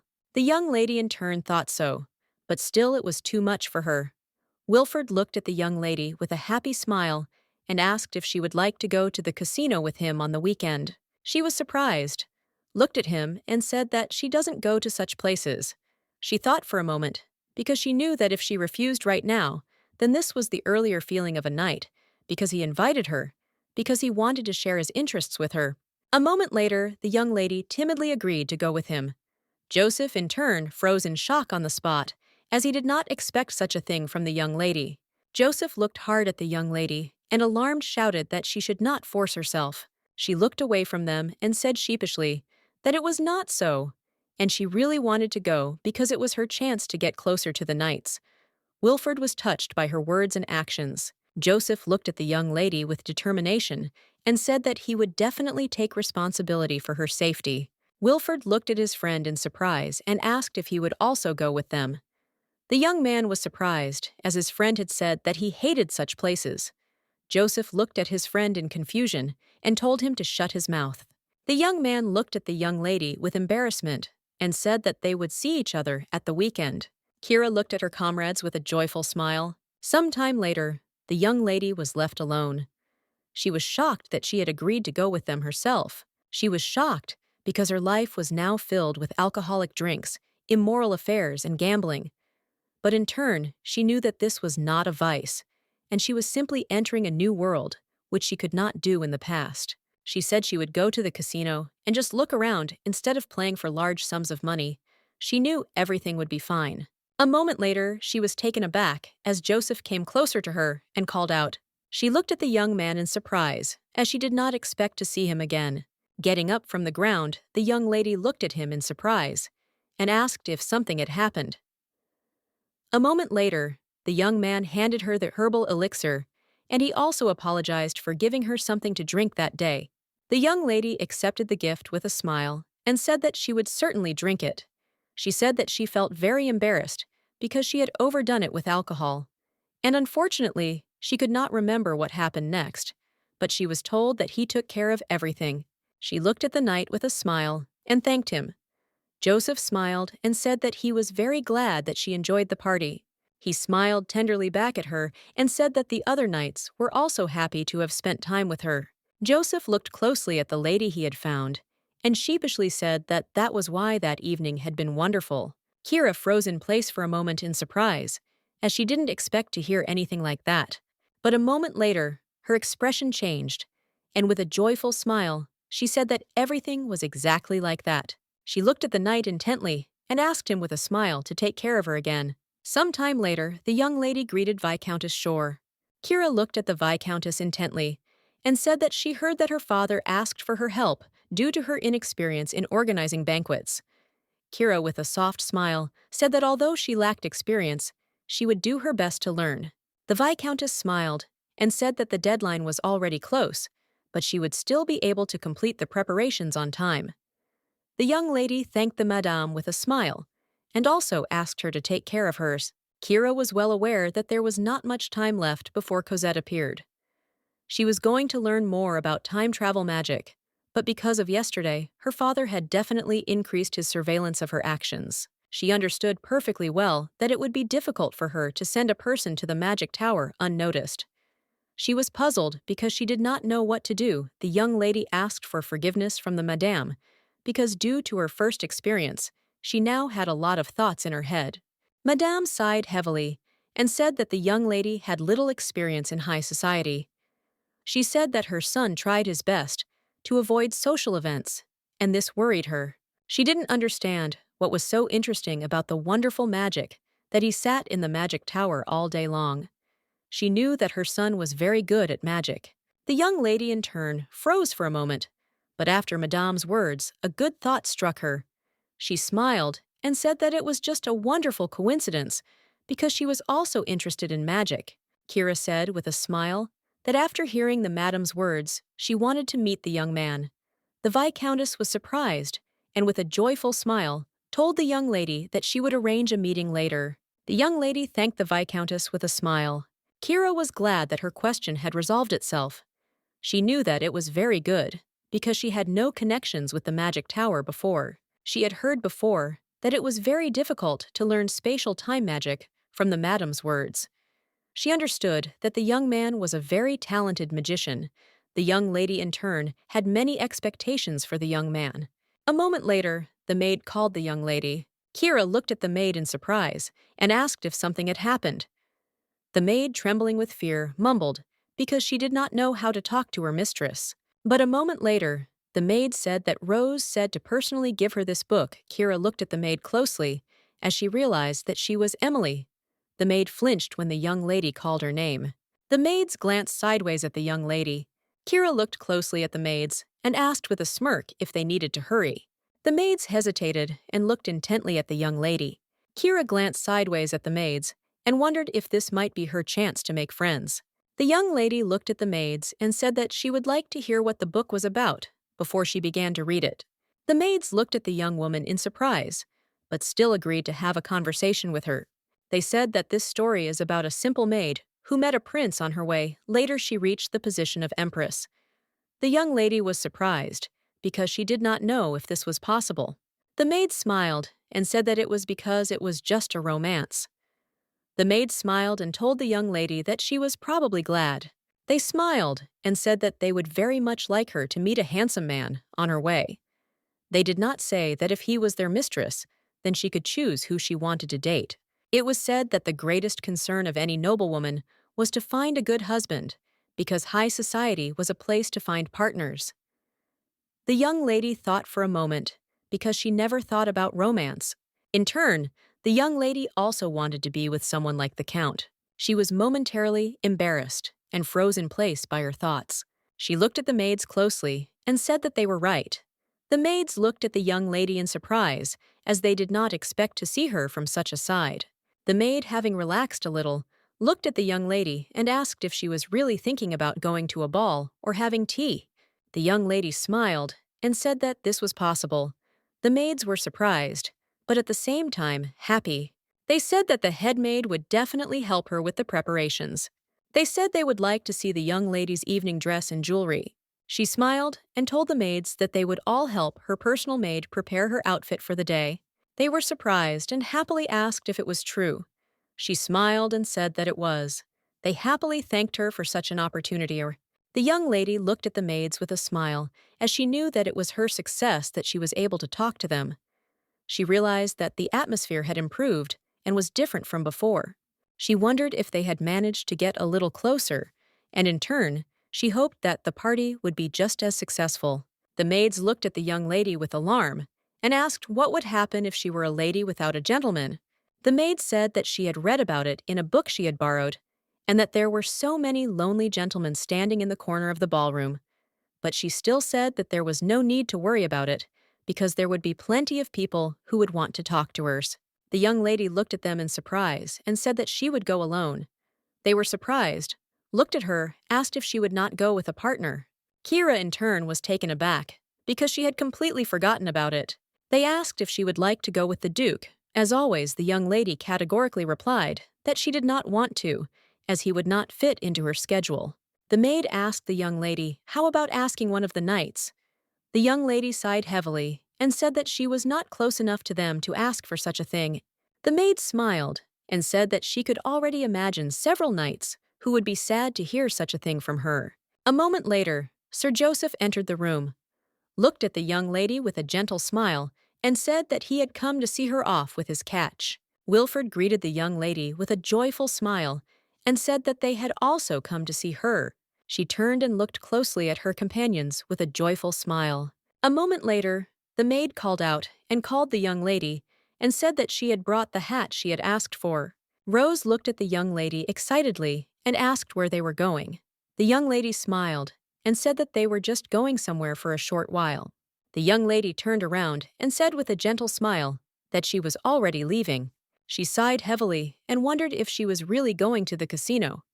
Now the young lady knew perfectly well that she could not miss such an opportunity. She was glad that now, for the first time, there were no servants around her. A moment later, she froze as she heard her brother's voice. He looked at her in surprise and asked where she was going. She froze for a moment, as she did not expect to see her brother at all. He looked at her in surprise and asked who gave her permission to leave at such a time of day. He wanted to know where she was going. The young lady hesitated, not knowing what to answer him. Zeke looked at her closely and with sparkling eyes said that she looked great. She looked at her brother as she felt that he was feeling lonely, sitting at home all day. But still the young lady knew that she couldn't take him to the casino. But she knew that everything would be fine there, and she could do something like that. She looked at her brother with a smile and said that she would go out for a while, and also asked if he wanted to come with them.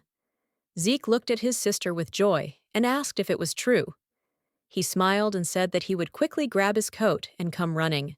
With the speed of lightning, the young man ran for his things. The young man was surprised and at the same time puzzled, because he did not expect that his sister was heading to the casino. He looked at everyone present with fury and asked if they had gone crazy. He didn't understand what they were thinking when they decided to drag his sister to the casino. Kira looked at her brother with a smile and said that this casino was legal and even approved by the Imperial Palace. She smiled and said that they would not be betting money just looking around the circle, and it was all for the sake of exploring the outside world. The young people looked at the brother and sister with sweet smiles, as they looked very cute. Wilfred said with a happy smile that they could have some fun soon. Zeke looked at the knight in surprise and asked if he was the one who said that they would just look around. He smiled and said that they could only look around. A moment later, Zeke struck the knight in the leg, and the knight, with tears in his eyes, told his master that he had hit him where it hurt most. The young lady looked at everyone present with a sweet smile on her face, as she was having a lot of fun with them at that time.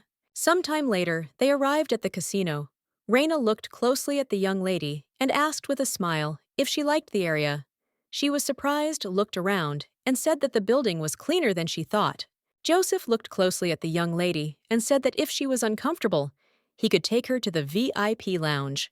The young lady looked into the distance and said with a smile that there was no need to do that, as she was comfortable here. Wilfred looked at the young master and said that today he would try his luck. Joseph said that whenever a knight comes to the casino, he first plays roulette. Zeke looked at the knight intently and teased him, telling him to stop. Wilfred looked at the gentleman with an innocent smile and asked why he didn't want to play. The young man shouted that there were people who could not stop spending their money, and they would soon go bankrupt, so they needed to control themselves and not waste time on stupid things.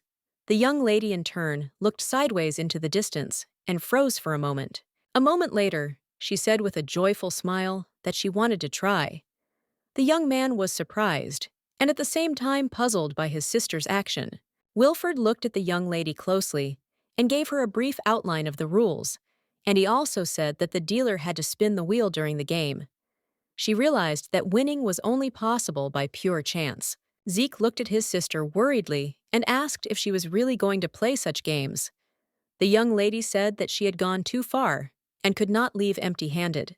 A moment later, the young lady placed her bet, and the dealer began to spin the wheel. Everyone present froze in surprise as the young lady won the game. The young lady in turn looked at her winnings with delight and surprise, as she realized that it was very funny. She looked at her brother closely and asked him with a happy smile if he wanted to try. He was shocked, as he didn't expect that.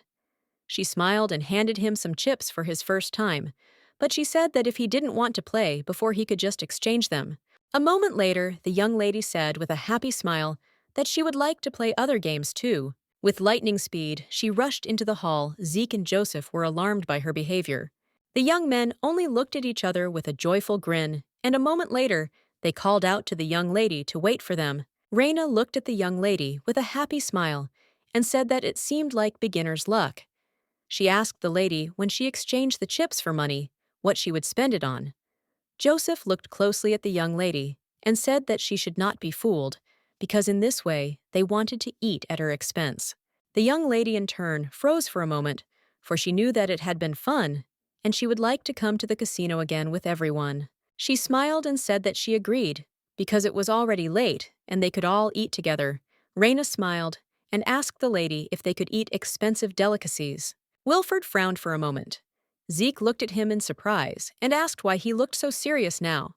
Wilfred said that it seemed like the young lady was lucky, but everything seemed to be very good and was too suspicious to just ignore. He looked intently at the young lady and began to speak, but a moment later, a young man approached them and said that the Count had given her a message, and he also asked if she wished to read it. Joseph looked at the young lady in surprise and asked what was written on the note. The lady said that the Count asked if she wanted to play larger games. Wilfred couldn't stand it any longer and shouted that this situation was definitely suspicious. The young lady said with a grin that it was very interesting. She looked at everyone present with enthusiasm and said that it looked like a knight's battle.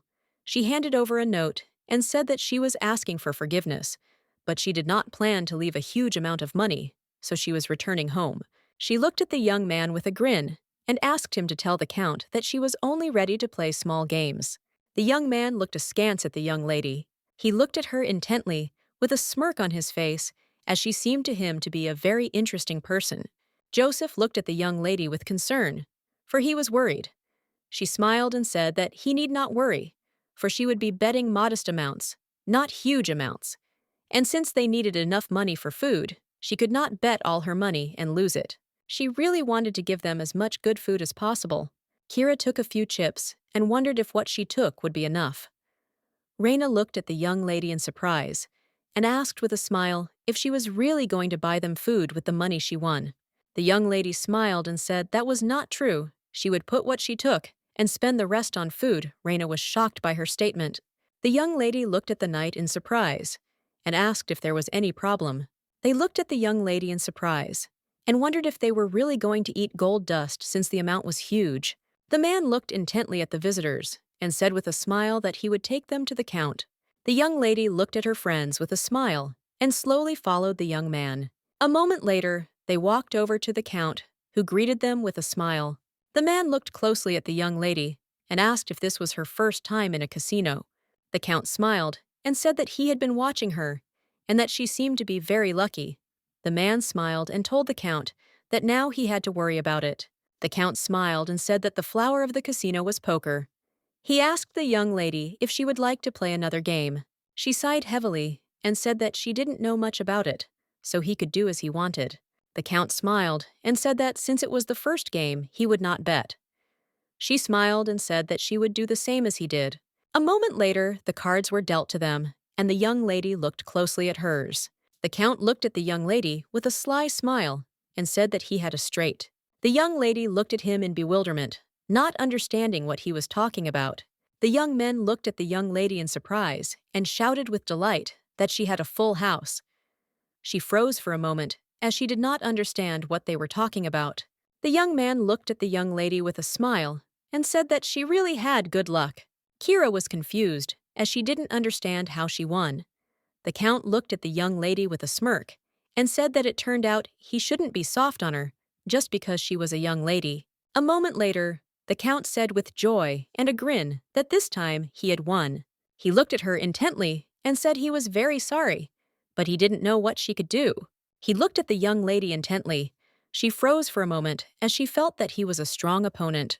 The young men looked at each other as they understood that their mistress had just started playing and had won a huge amount of money, but the count wanted to give it back. But they could not help but say something, since they saw that she really enjoyed the game. The young lady, in turn, knew that she had already used all the chips she had taken and had to retreat, but a moment later she was taken aback as she saw the count had cards up his sleeve. She knew that even though she was new to the casino, she didn't want to let the count fool her with such an obvious scam. A moment later, she screamed but froze in place. The man grabbed the count with lightning speed. He was furious and did not understand how the count dared to fool the fragile lady. He screamed that he simply could not stand by and do nothing. He shouted angrily at the guard to take the swindler away immediately. The young lady froze in place for a moment, as she was shocked by everything that was happening. The young man slowly approached the young lady and, taking her hand, kissed it. He said with a smile that he must have scared her while calling her a beautiful lady. Kira froze in place in embarrassment, and a moment later timidly said that she was fine. She was shocked because a scene from the fatal novel flashed before her eyes, because there was a similar meeting of the main characters. She looked at the young man intently and with embarrassment, for it seemed to her that he was like a count from a novel. She looked at the young man with embarrassment and thanked him for his help. Zeke looked at his sister with concern and said that it was getting late and they had to go home. Joseph told the young lady that he would get the crew ready. The young man looked at the young lady with a beaming smile and said that it must be destiny. He also asked if she would like to share a cup of tea with him. She looked at him in surprise, but still agreed and said that she could stay for a while. She noticed that he was very handsome. He smiled and said that the beautiful lady's fighters were an honor, and it didn't matter to him how long their meeting would last. As she was leaving, the young lady told her friends that she would be back soon and asked them to wait a little. The young people froze in shock as they did not expect such a thing from the lady. Zeke asked with cold fury whose idea it was to drag his sister to the casino. Wilford said, puzzled, that he had not expected the young lady to agree to go with them so quickly. With lightning speed, everyone rushed at the young man. They shouted that it was his fault and he must be held responsible. Zeke screamed that he couldn't give his sister to the suspicious young man. The young lady, in turn, followed the young man with embarrassment, as she saw that he was a very cool gentleman. Some time later, the young people were sitting at a table and chatting pleasantly. The young man looked intently at the young lady and asked if she would mind taking off her hat. She looked at the young man with embarrassment and agreed with him. He looked at her with a smile and said that she was really beautiful, and he was enchanted by her beauty. He looked at the young, beautiful lady with a smile and introduced himself, saying that his name was Aiden Castro. Kira looked closely at the young man and introduced herself with embarrassment, but accidentally mispronounced her name. Some time ago, the young men stood at the entrance and closely watched the guests. They noticed that the young lady was in such a place for the first time, as she was closely examining the casino. The young man said with a grin that she was nice, but she behaved like a country girl, and that she must have been brought up in a strict family. Aiden said with a sly smile that such girls are much funnier than those who know a lot. Aiden knew very well that instead of flirting, he should gradually get closer to her, because this method would work better. Following his cunning plan, he was able to win the young lady's favor. Now he sat and watched the young lady with a grin, as he was glad that everything was going according to his plan. He apologized to the young lady with a smile, as he was just nervous, knowing that someone so beautiful was next to him. Kira looked away from the young man, as she was confused by his words. He looked at her with a smirk, as he realized that her affection would be easy to win. He looked at her closely and asked with a smile if she would like to have lunch with him this weekend. The young lady's expression changed with lightning speed, and she agreed with a smile. Her companions watched her closely. Reina looked closely at the young man as she remembered that he was a trash, and it now seemed no wonder that he seemed familiar to hers. She said he was the third or fourth son of a certain viscount. She said that because he tried to hit on every girl he saw, he had a terrible reputation. Zeke was furious. He didn't want to give his sister to such a scoundrel. Reina stopped the young master, as she didn't want unnecessary noise. A moment later, she called out that the young lady was returning to them. Zeke looked at his sister with concern and intently, and asked if that bastard had done something indecent to her. She looked at her brother in surprise and said that he had only wiped off the peeling from hers. Joseph looked at the young lady closely and started a conversation about her real name. She said that she did not tell him her name, because she did not want her new friend to treat her well, only because of her family. Everyone present looked at the young lady in shock as she called the young man her friend. She said sheepishly that he was a very nice gentleman, and she wondered if their weekend would be fun. The young people froze in shock, as they had not expected anything like this at all. She was able to meet one while looking for a partner for a party. Kira was glad that she was able to meet the young man, because she understood that this was destiny. She wanted to date a handsome man like him and have a good relationship like in the novels she had read before. The maid looked at her mistress and asked with a smile if something good had happened today. She smiled and said that she had met someone nice and amazing. Rose looked at the young lady in surprise and asked what kind of person he was. The lady smiled and said that he was very handsome. Rose looked at the young lady with concern and worry and asked if that was all. Kira looked at the maid with a smile and told her not to worry, because he didn't know what family she was from, and she even hid her name. She smiled and said that she was trying to act like the daughter of a poor nobleman and the countryside. Kira looked at the maid in surprise and asked why she had such a strange expression on her face. The maid sighed heavily and said that nothing terrible had happened. She knew that the lady grew up in a very rich family, and it would be difficult for her to pretend to be poor. The young lady smiled and said that she had to dine with him both weekends, and she didn't think she could just leave after eating. She smiled and asked the maid what she should do. She smiled and asked if it would be okay to rent the theater for one day.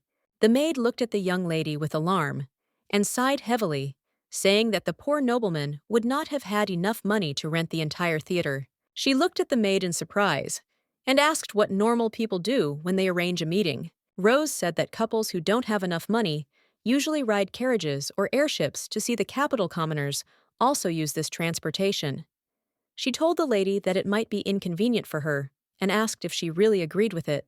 The young lady smiled and told her maid not to worry, as she had even been to a public bar and was able to drink their low-quality alcohol.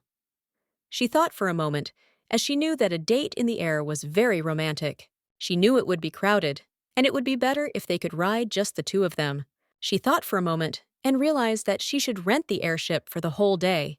The young lady with a joyful smile imagined the day when they would see each other. The maid looked at her mistress with concern as she was very worried about her, but still she saw the young lady's radiant smile, and that was enough for her. The next day, the maid looked at the young lady in surprise and called her in a daze. The young lady, in turn, did not hear anything and continued to admire the flowers. She wondered confused if this was love. A moment later, Joseph walked slowly towards the young lady and called her name. He looked at the beautiful young lady in surprise, as she was glowing with beauty. Kira turned around with a joyful smile and called out to the knight. He looked at her in surprise, as looking from behind, he mistook her for another person. He looked at her in surprise and asked if she was really going somewhere. She smiled and said that she wasn't going anywhere. She was just in a good mood today. A moment later, she took the flower that was in her hair and gently pinned it to the knight's suit. She said with a smile that he should accept it, as the flower had a wonderful scent. Kira, with a joyful smile leaving, said that the flower suited him very well, and also asked for forgiveness. She said that it was time for her to go. The young man in turn froze in shock, as he did not expect anything like this. A moment later, the knights approached Joseph. They were shocked and did not understand what they had just seen. They wondered if this was really their mistress. They were surprised and did not understand what changes had taken place in her heart, because she literally became a completely different person. They wondered in unison if she had found a lover. Joseph glared at his subordinate and told him not to spread the unconfirmed rumors so carelessly. William apologized for such words. Raina in turn thought for a moment about what happened earlier.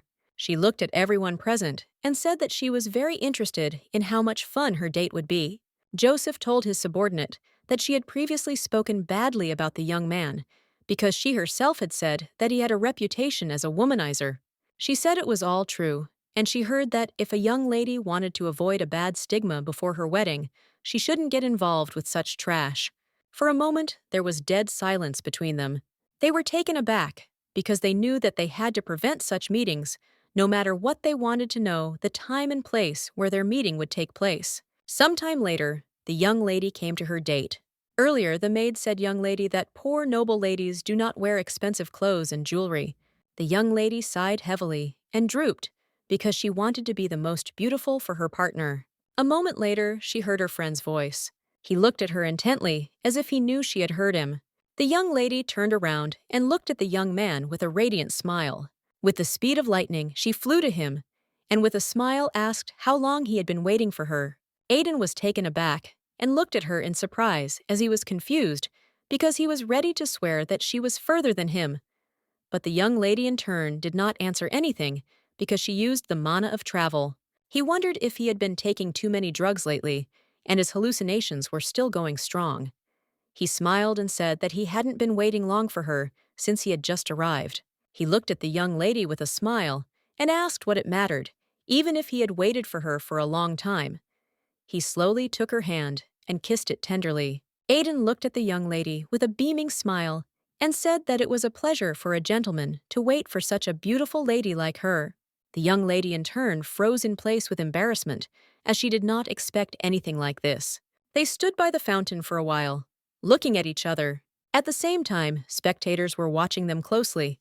Wilford looked closely at the young men and asked his comrades if he should pin down the young man. Zeke looked at the young man with a sinister expression and said that they had to get rid of him carefully. Raina, in turn, sighed heavily and said that they couldn't do that. Zeke looked at the young men closely and asked if they had any better ideas. The girl said that the fastest way to show that he is trash to their lady, for example, if she remains a witness to the scene where he flirts with another woman. Zeke sighed heavily and said that unfortunately they couldn't control that. Zeke said firmly that as he thought they needed to remove him before Sister got attached to him. Lady looked closely at her master and asked him to calm down a little. Wilford shouted that they were heading towards the restaurant. Joseph stood up with lightning speed and said that they had to hurry because they had to follow the young men. He shouted that they must under no circumstances allow that man to attack their lady. They shouted that they would definitely protect their mistress. After a while, the young people watched the couple closely. Aiden looked at the young lady with a smile and said that this was the most popular restaurant in the capital, and it was difficult to reserve a table. He said with a satisfied smile that he had heard there were many dishes here that she would not find anywhere else. The young lady looked at the young man intently, but said nothing. She remembered that the maid had advised her to praise the young man. In turn, she slowly began her meal.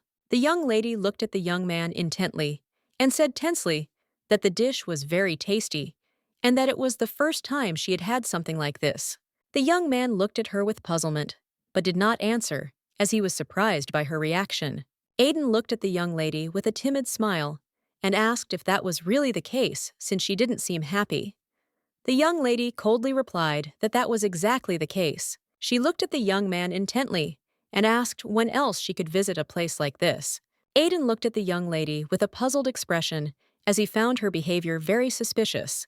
When he met her at the casino, she looked like a country bumpkin who had just come to the capital for the first time, and it was impossible for him to imagine that she lived in special wealth.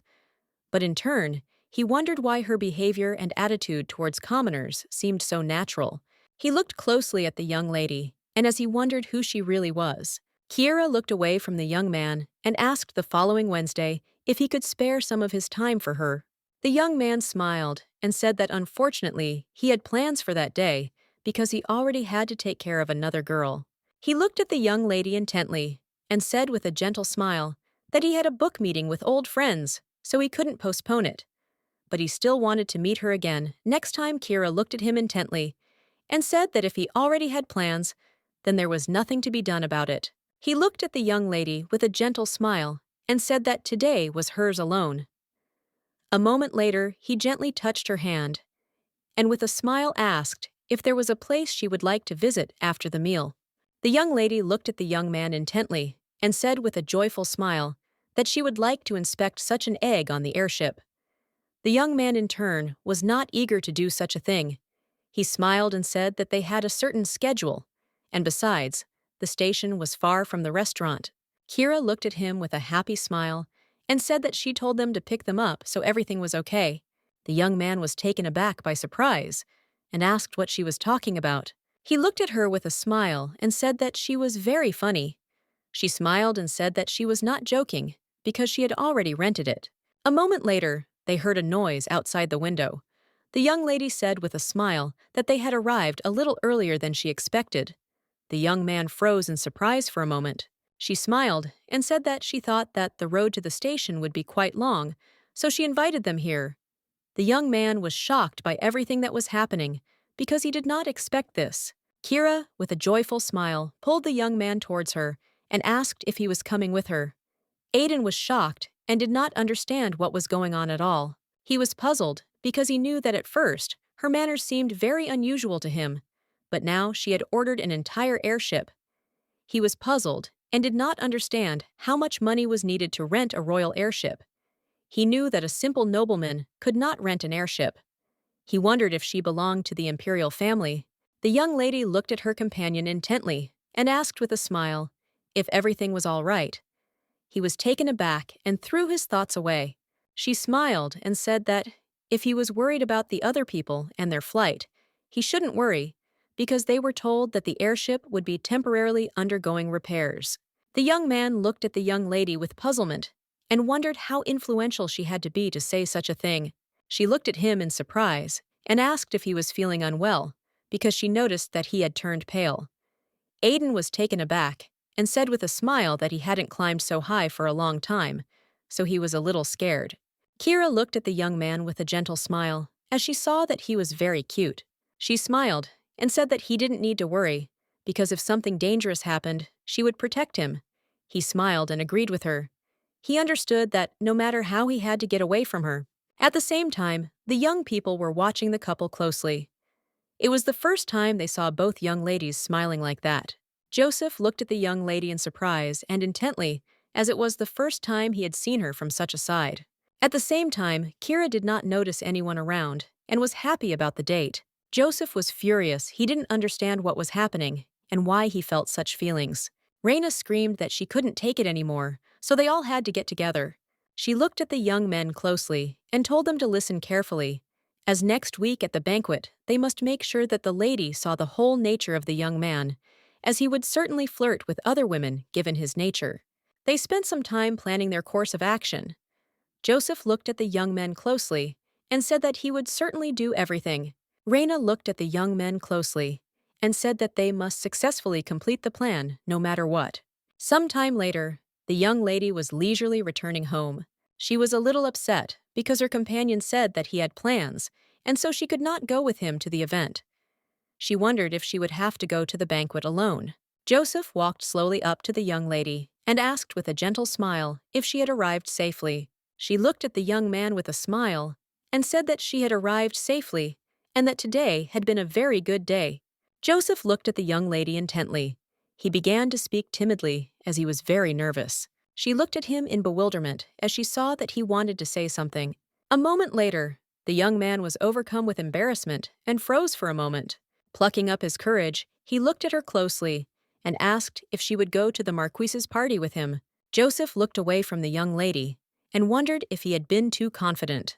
Kira grabbed the young man's hand with lightning speed and asked if this was true. She looked at him intently and asked if he would take his words back. Joseph froze in place for a moment. She looked at him in surprise and asked why he didn't answer. She wanted to know if he was joking. Joseph looked at the young lady intently and said that, of course, he wasn't joking. He looked at her intently and said that he was surprised because he did not expect her to agree without hesitation.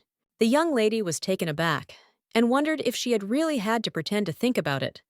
Now she realized that she had agreed as if she had been waiting for his proposal. She looked closely at the young man as she did not understand why his face had suddenly turned so red. A moment later, she was taken aback and realized that she was holding his hands, and with lightning speed she let go of him. She looked away from him sheepishly and said that she was in a difficult position because her partner already had plans, so due to the circumstances she agreed. The young man sighed heavily and said that he understood her. The young lady asked for forgiveness and said that it was time for her to run away. As she ran away, she was filled with embarrassment as she was ashamed of her actions. Joseph looked closely after the young lady. He was surprised because the young lady had just smiled radiantly at him. The surprise he felt at the night's entrance exams was nothing compared to what was happening now. He looked at his hands with a gentle smile, as just now the young lady had been holding his hands tightly. He sighed heavily, as he knew perfectly well that the reason she had changed so much was because of the young man who was a fraud. Joseph sighed heavily, as he was confused by the whole situation. Zeke looked closely at his sister and asked where she had gone. He wanted to know if she had been to the casino again. The young lady smiled and said that she had just met someone. The maid told her mistress that she looked like she was in a good mood and seemed to have enjoyed her walk, considering how happy she had been lately. The young lady in turn was a little surprised, but at the same time she learned that it was true because she had received more pleasure in this life than in the past. She didn't allow herself to be pressured again, and now she had people she considered her friends. The maid smiled and asked the lady if she had really gone on a date with the man she had met at the casino. The young lady was embarrassed and said that it was exactly like that. The maid smiled and told her mistress that she had blushed. Zeke looked at his sister in bewilderment and asked what it was about the young man that she liked. Kira thought for a moment and said that the young man was very handsome. He was tall and had a good figure, and it was also easy to talk to him. A moment later, she said shyly again that he was very handsome. They looked at her intently, as if they understood that she had fallen in love with his appearance. The maid smiled, as if she understood that her mistress was weak, she had pretty faces. Zeke, in turn, looked intently at his sister and said coldly that he was very glad that the young man turned out to be very good. The young lady said with a happy smile that she really hoped that she could formally introduce the young man to her brother. Zeke looked at her intently, but did not answer. A moment later, he began feeding her a sweet cake. She thanked him with a smile for his concern. Zeke knew that the day when his sister would officially introduce him to the young man she was currently spending time with would never come. Sometime later, the young man visited the traffic department. He was furious because he wanted to know who had rented the entire airship. He furiously asked the young man if he was really going to ignore the Viscount. The young man sighed heavily and said that they had been asked to keep it a secret, so he couldn't say. Aiden was furious. He wondered what kind of status the young lady had, if they couldn't tell him something like that. As the young ladies passed by, they talked for. They had heard that there was an airship in the square, and they knew that there was a problem with the airship, so a mechanic came aboard and fixed it. Aiden flinched and froze in place as he realized that the young ladies were speaking exactly the same way as his companion. He was scared and wondered if he would be in danger here because of a little mistake. In turn, he was very frightened, since he assumed that his companion was not a simple aristocrat at all. He wondered if she really was a relative of the imperial family. He was scared and worried, but in turn, he understood perfectly well that there was no evidence that he was playing with her, so he restrained himself. He knew perfectly well that he still had a chance to get out of this mess safe and sound, because he had never asked her out on a date, and the greatest touch was when he held her hand. He understood that refusing her to go to the banquet together was a brilliant decision on his part. In turn, the young man prayed and hoped that he would never see her face again. Some time later, the butler joined his master with a report from the transport bureau. They demanded payment for the rent of the airship. The Duke said with a grin that it seemed some fool had sent them the bill by mistake. The butler looked at the gentleman intently and said that the young lady had said that a bill would be sent and had asked him to sort it out himself. The Duke looked at the butler in surprise and asked if he really meant to say that this was all the work of a child. He was very surprised, because she suddenly rented an entire ship. However, he understood that at her age, he also felt locked in his own house. The Duke said that he understood everything and signed the bill. The butler looked intently at the gentleman and timidly said that it seemed that everything happened because of the young man whom the young lady fell in love with. The Duke looked at his butler in shock, as he did not expect to hear such a thing. The butler also said that the young lady had dinner with an aristocratic man, and they rented an airship and then spent some time together.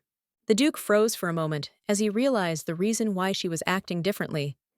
He wondered if it was because she was dating a guy. He remembered her sheepishly saying that she was the right age to get married, and also asking if it was time for her to look for a suitable husband. She did not say that she would get married then, but she wanted to use this as an excuse. The Duke understood that she had definitely said such words to justify herself. Then he had understood her words exactly like that. But now he was furious. He understood that he had to ask her personally about everything, because he could not pay without knowing the reason for renting the ship. The butler looked at the Duke in surprise and asked if he would really go to her himself, since he could have called the young lady to the Duke. The Duke moved towards the young lady with lightning speed. He said that she would try to hide behind excuses again, and by the time she came, the sun would already be setting, so he now wanted to ask the young lady everything himself. The maids looked at the outfit with burning eyes. They were blinded by the radiant outfit. Kira looked at them in surprise and asked if the dress was really that beautiful, because she thought that all dresses looked the same. They said that this dress was from a famous studio, and the studio was highly valued in society. They asked if she knew a good designer that she liked. The young lady happily said that she knew blacksmiths who could make cool swords and armor. She looked at the maids intently and asked what kind of blacksmiths they liked. The maids in turn laughed at her puzzled. A moment later, the maid heard someone knocking at the door. With lightning speed, she opened the door as she did not know who was behind it. But a moment later, she froze in place from the slag as she saw the Duke in person. The young lady, in turn, was surprised, as she did not expect to see the Duke. He looked at her intently and said that he had arrived on account of the transport bureau, and therefore he had some questions for her regarding the situation. The maid looked timidly at the Duke and asked if he would like a cup of tea. The Duke said that he did not need anything and asked the maid to leave them for a while. The maid looked at the Duke in a hurry and asked him what he wanted then. He looked at her coldly, and she trembled. The young lady in turn understood that she had not behaved as she had in the past, but she did not understand why he had come to her now. She looked at the Duke intently and sighed heavily, saying that the rent should not be so high. The Duke said that she didn't need to do that just because it was a small amount, because regardless of the reason for renting the airship, it was something that he, as the head of their family, should know about. She looked at the Duke sharply and said that if that was his intention, he could have simply called her into his office. He sighed heavily and asked if she would have responded quickly to his challenge. The young lady sighed heavily and, looking away from the Duke, asked for forgiveness. The Duke said that he had not come to her to criticize her decision. He had heard that there was a man she was dating, and so he had only come to ask if it was because of him that she had started behaving this way. The young lady in turn was confused by what she heard. She looked at him intently and asked him hastily how he knew about it. She looked hastily at the Duke and said that this was not yet the kind of relationship that she should advertise. The Duke froze for a moment as he realized that the butler's words were true. Kira sighed heavily and said that she would be more careful with her spending in the future. The Duke said that it was not something he wanted to talk to her about. She looked at him in surprise and asked what he was talking about, but the Duke in turn hesitated, not knowing where to start. The young lady looked at him in surprise, as she did not understand why he was behaving in such a way. She wondered if he was going to use this against her, to prevent her from going to the party. With lightning speed, the young lady rose and said that if he had nothing more to say, she would like to be alone, as she did not feel very well. The Duke was a little puzzled by her behavior and shouted at her to stop. She looked at him intently and asked if there was anything else he wanted to tell her. The Duke was puzzled. He didn't know if he had the right to even ask why she had changed so much. A moment later, he sighed heavily and said that it didn't matter, and she could rest. As he left, he asked her to take care of herself. The Duke left the young lady's room and slowly returned to his own. He remembered how she used to run to him with a radiant smile and how she used to affectionately call him father. But now he was very much puzzled because she had changed a lot, and he did not understand the reason for her changes. The maids looked at the young lady with joy as they saw that the outfit suited her perfectly. The young lady looked at the maids with a smile, but she was very worried because she had to attend the banquet alone without her family. She knew that her grandfather was also expected to attend tonight, and she wanted to come up with a plan to avoid the worst before the young lady arrived. A moment later, she stepped outside and spotted her Mountain King escort. She looked at the young man intently. "Hey," called him. She was surprised because she saw that today he was very elegant. Joseph, in turn, froze for a moment from the beauty of the young lady. She looked at him with embarrassment and asked if she looked strange, since it was the first time she had worn such an outfit. The young man was taken aback and said that it was not so.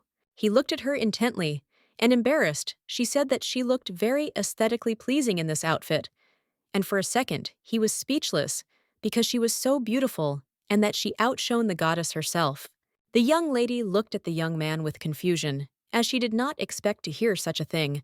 She smiled and said that she had no idea that he was so good at flattery. She said with a smile that they should hurry up and leave because they might be late. He extended his hand to her with a smile, and they walked leisurely towards the party.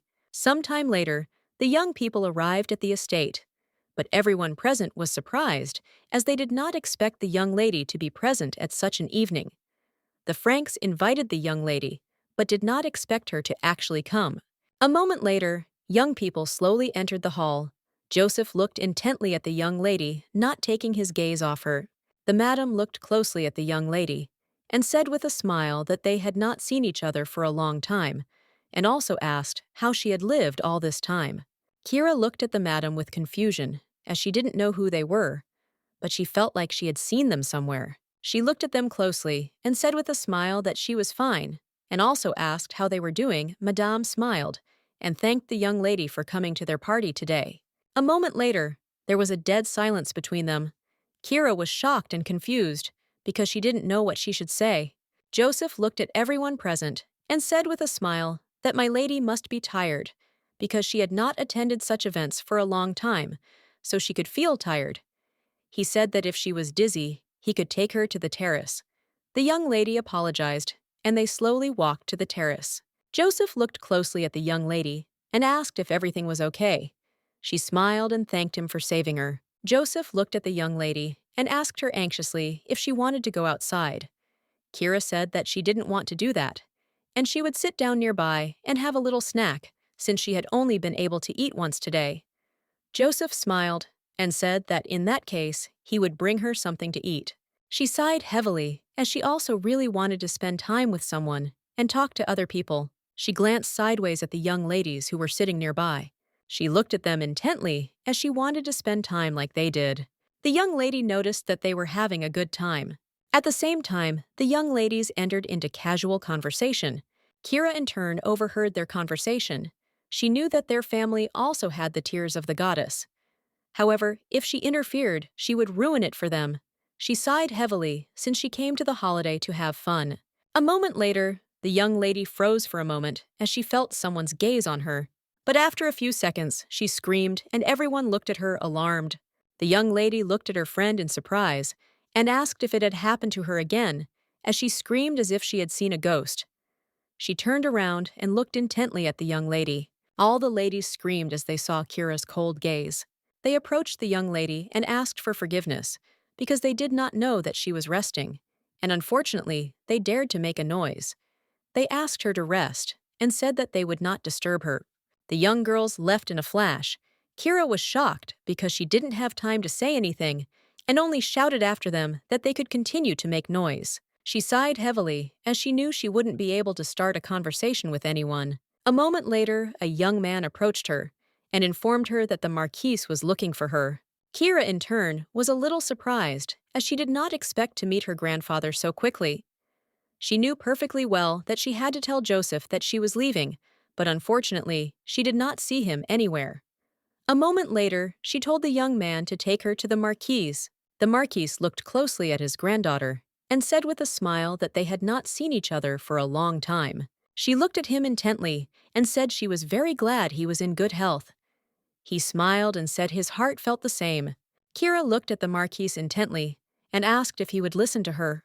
The Marquis smiled and said that of course he would listen to her, because they were one family. He looked at her intently and asked why she wanted to see him so much. Kira in turn said that she had one question. She sighed heavily and said that her mother had once told her that the Duke had another woman. She looked at the Marquis intently and asked if it was Rowena Weinberg. The Marquis froze for a moment. Kira. The Marquis has a matter. Could it be that this woman was unable to give birth, so she was expelled? The Marquis looked at his granddaughter in surprise and asked if she really wanted to meet him to ask about this. Kira. That's exactly it, and she would like to get an honest answer. She asked if a woman couldn't have children. Cosette was stuffed, but still she looked like a copy of the Duke. Only Farvis, the chosen of the goddess, could possess the magic of the spirit. The young lady in turn would very much like to know whether the girl was related to their family. The Marquis sighed heavily and, looking away, said that it was true and the woman could not have children. Kira looked at the Marquis intently, as she didn't think he would say anything else. She knew he definitely had something to hide. She remembered the moment when her grandfather had pleaded for her innocence until the very end. He had shouted furiously that the young lady was the Duke's own blood, for he knew that his daughter's child would never deceive the Duke. He shouted to the Duke that he was sure of it. She knew that he was not one of those who would make such an unfounded assertion just because of kinship. She looked intently at the Marquis and said that she believed him. The Marquis sighed heavily and said that everything was exactly like that. And now they needed to get to the main thing. Kira said that she needed a refuge, a place away from the capital, which only she and he would know about. The Marquis looked at his granddaughter in surprise and asked why she needed something like that. Kira turned around and slowly walked towards the exit, saying that he would find out when he told her the truth. He looked at her in surprise and asked what she said. Kira told the Marquis with a smile that he was hiding something. The Marquis looked at his granddaughter with a smile and said that it turned out that the threat had increased. He looked at her in surprise and asked if she had committed a crime and was now afraid that she would be judged. He smiled and said that she did not need to worry, since she was the next owner of the gift, that any of her misdeeds would be overlooked. She sighed heavily because she knew the problem was that she might not be next. The young lady saw the image of the spirit before her death, but she still wanted to be sure that it was not an illusion at all. She smiled and told the Marquis that he need not worry, as she only wanted to make sure of her own safety in case anything else happened. The Marquis smiled and said that since he was old, such an answer did not sound comforting enough to him. As she left, the young lady told the Marquis that he should not forget that they were a family connected by the same blood. She knew that she was the most important part of the Marquis' achievement of power. The Marquis looked at his granddaughter in surprise, as he did not expect to hear such a thing from her. But a moment later, his expression changed, and he looked at his granddaughter with a gentle smile. He looked at her in surprise and said that they had not seen each other for a long time, and it seemed that she was about to finish their conversation. She smiled and said that too long a conversation between relatives would not please the Duke, because soon there would be a reception in honor of Zeke's birthday, and they could meet there again. The young lady, in turn, knew that everything was going as usual, and she had already prepared for the worst outcome of events. She knew that the shelter would be a safety net for her. Kira knew that if things continued like they had in the past, she would need a place to escape to. Cosette's true face and sentence her to death. But in turn, she understood perfectly well that everything could go wrong. She did not want to be as helpless as before. She understood that now no one could drag her to the guillotine. She sighed heavily as everything that was happening calmed her down a little. A moment later, the young lady heard a painfully familiar voice. She turned around and stood frozen in place for a moment, listening to the conversation. The young man looked at his companion and said with a smile that her shy image was beautiful, so he was intoxicated by the scent of rose petals. Wilford, observing the young man, noticed that his behavior did not correspond to his status. He wondered if this wasn't the perfect moment for the young lady to see his true colors. Raina said with fury in her voice that the young lady should see it with her own eyes. A moment later, she told her friend that they must hurry and bring the young lady to the man immediately. Wilford looked at Joseph and said that their target was now moving into the garden. Joseph said that he understood everything and would go at once and take the young lady.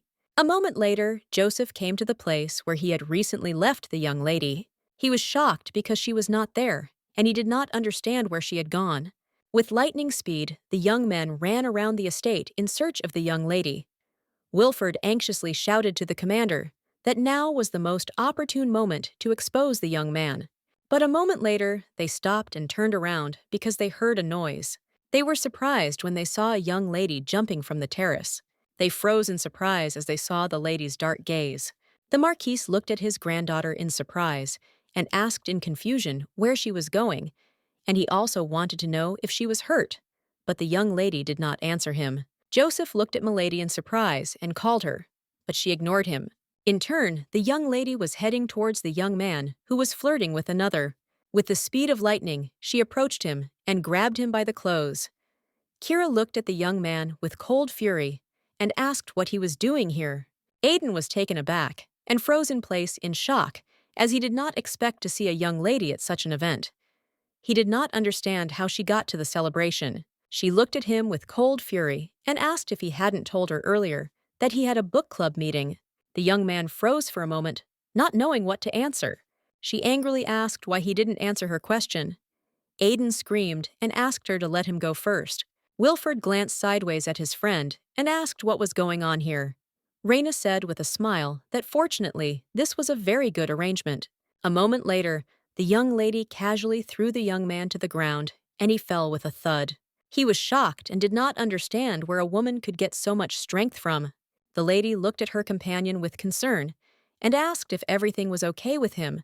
She also wanted to know who the woman was, who was touching him now. He smiled and told his companion that everything was fine, and she should not worry about anything. He sighed heavily and said that he had no idea who was standing in front of him now. Kira, in turn, was angry.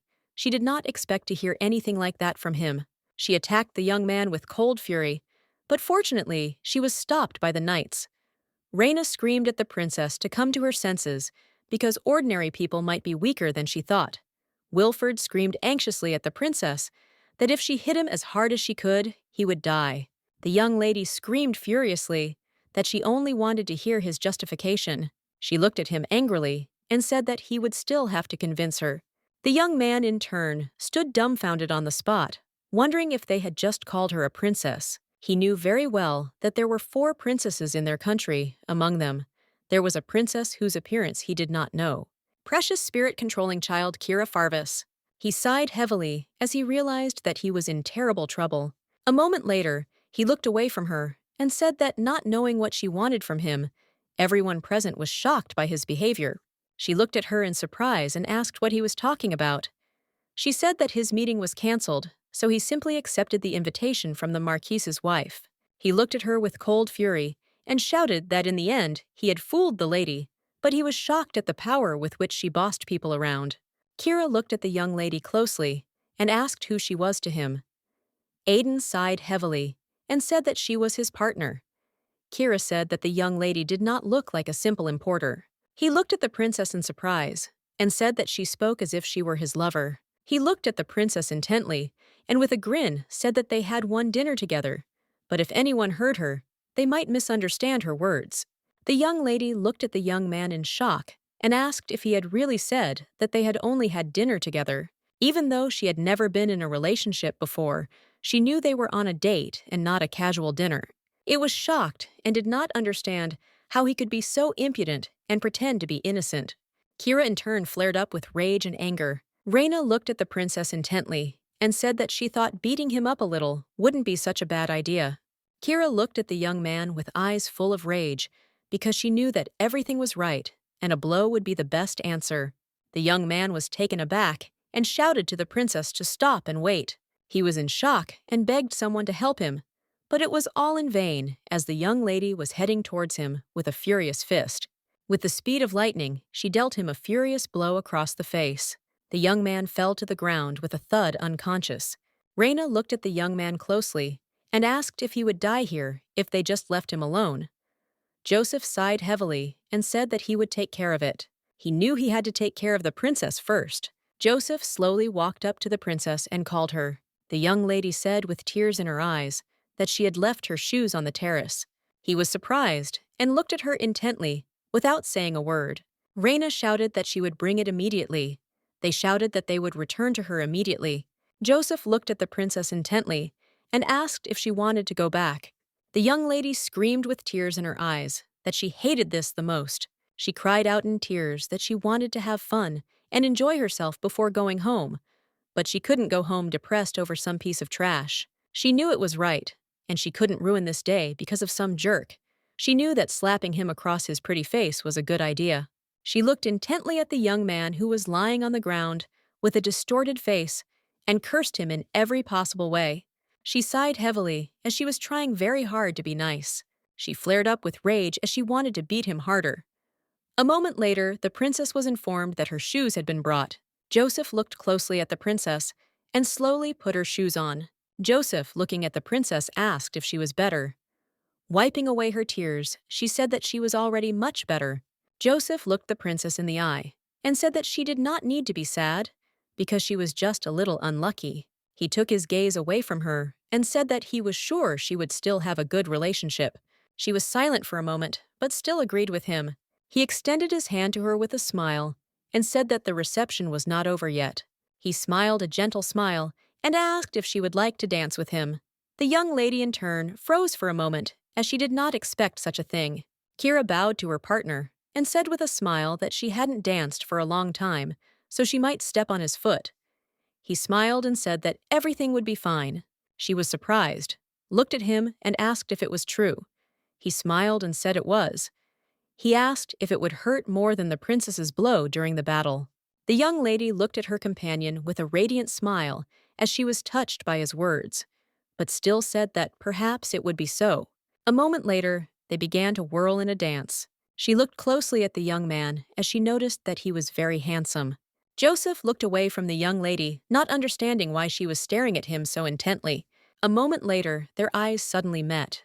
He looked at her with confusion, as he was a little puzzled. Kira looked at the young man in surprise and asked why he suddenly froze. Joseph timidly asked for forgiveness. Kira looked closely at her companion as she was happy that he was next to her.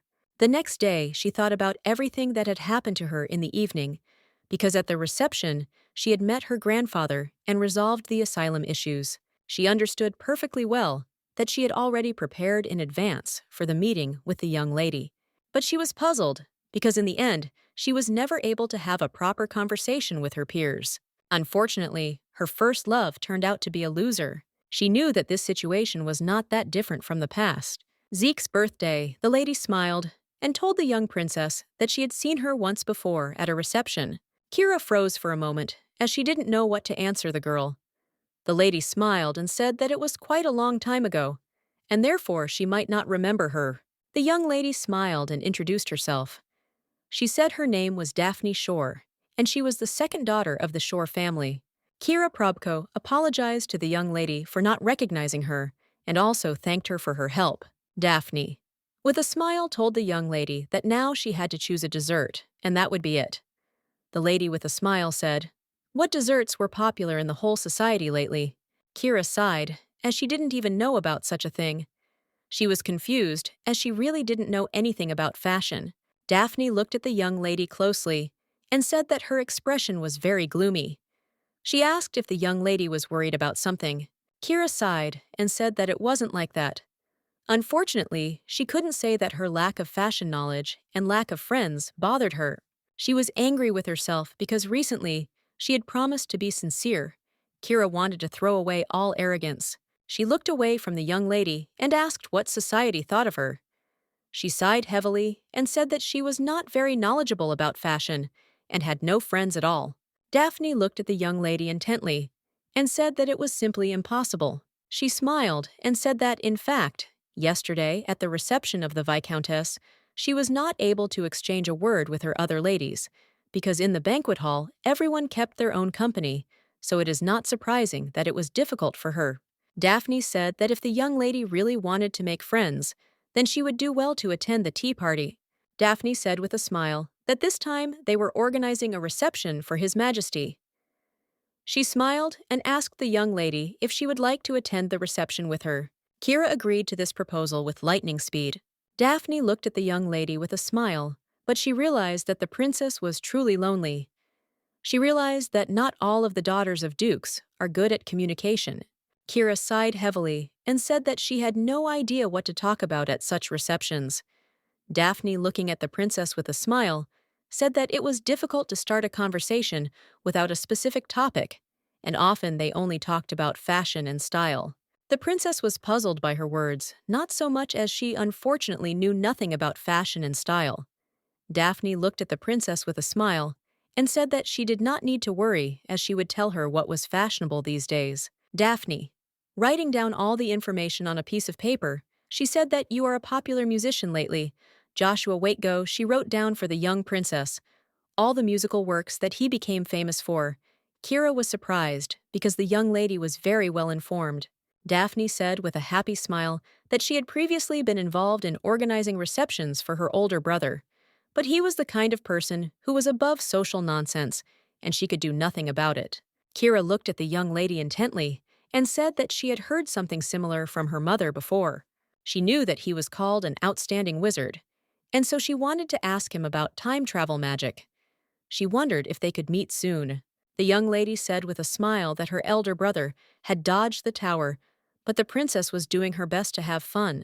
Kira thanked the young lady with a gentle smile for her kindness, care, and help. Daphne smiled and said that there was nothing to thank her for. The princess looked at her brother in surprise and asked if Lady Farvis had decided to attend her reception. The young princess was surprised and at the same time puzzled. Although she had sent an invitation, she did not understand why the young lady so unexpectedly decided to come to her reception, because previously she had always ignored her invitation. Mikhail looked at his sister closely and said with a smile that the young lady must have a reason why she had not been showing herself in the outside world, and had suddenly started actively participating in social events. He told his sister that she needed to observe the young lady and find out the reason for such a sudden change. Bella was shocked by such a statement. She shouted that she did not like it, and she would prefer to cancel the tea party. The prince told his sister that the guests would not be as delighted as the emperor, because they knew very well how picky the Farvis were. He said that His Majesty believed that the Farvis family was unwavering and remained neutral, but it was always important to keep friends close and enemies closer, especially when the latter had their own army. Arabella said that Ari knew this very well, and they could have forced her to do it. The prince sighed heavily and said that the young lady had not even debuted yet, so he asked his sister not to say such nonsense. Arabella was shocked. She screamed that her brother didn't seem to know what kind of person Lady Kira was. She asked her brother if he knew what happened to her when they met at the last questionnaire from the New Year's celebration. Then the young princess slowly approached the lady and said with a smile that they had not seen each other for a long time. Arabella only greeted the young lady, but she looked at her with such a look as if she wanted to kill her. Arabella looked at the young lady closely and said with a smile that she must have heard some news already. Arabella smiled and said that the Viscountess was thrown out of the boutique because she was too rude, and this boutique was very popular among aristocrats. Kira looked at the princess intently, but she in turn was puzzled because she had no idea what the princess was talking about. Arabella looked at the young lady with a timid smile and said that it seemed she had not heard the latest news. Arabella smiled and began to praise the young lady's outfit. Kira looked at the princess intently and said that she was noisy. The princess froze for a moment on the spot. She was shocked by her words.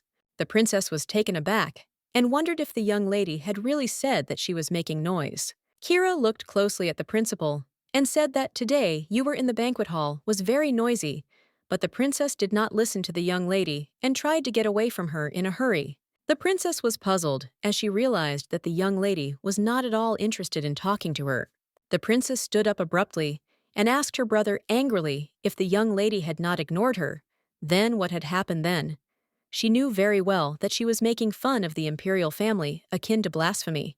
The prince looked at his sister in surprise and asked why then the young lady was not like that with him. It all seemed very strange to him because they had been talking for quite a long time, and he would not say that she had shown him disrespect. They talked for some time about the new military strategy and the difficulties of passing exams. The princess was furious. She wondered if the young lady had ignored her alone. She screamed that all this happened because of her brother. He looked at her in surprise and asked if it was something bad. Arabella screamed that he didn't know how rude people could be. She was furious because she knew that people were only making fun of her because her status would decline after marriage, as she would no longer be a princess once she took her husband's title. The prince looked closely at his sister and said that he believed that if the lady was interested in the imperial family, then she would hardly be concerned about such things. He looked at her intently and said that she should think about it all on her own. Arabella sighed heavily, as she had completely forgotten about this in her attempt to get closer to her. She knew that she needed to get closer to the young lady, but in turn, she thought that this was simply absurd. Arabella looked at her brother closely and said that she would do everything in her power, but still she could not promise anything because she might be ignored again. The Duke looked at his butler in surprise and asked what he had brought him. The butler told the Duke that last time he had asked him to keep an eye on the young lady. The Duke began to study the information that the butler had provided him with intently. He read about an informal meeting with the Marquis, the third son of the Castro family.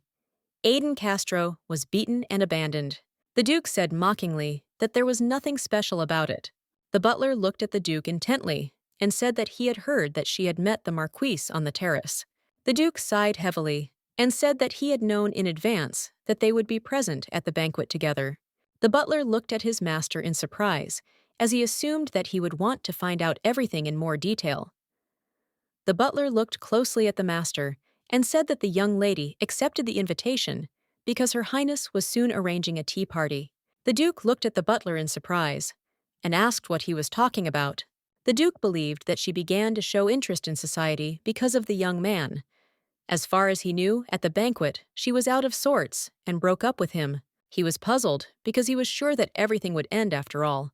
But now he did not understand why she was going to tea. He told the butler to call his daughter because he wanted to ask her about it personally. The butler looked at the gentleman intently and said that of course he could call her and ask her about it, but he still wanted to know what exactly the Duke wanted to ask her.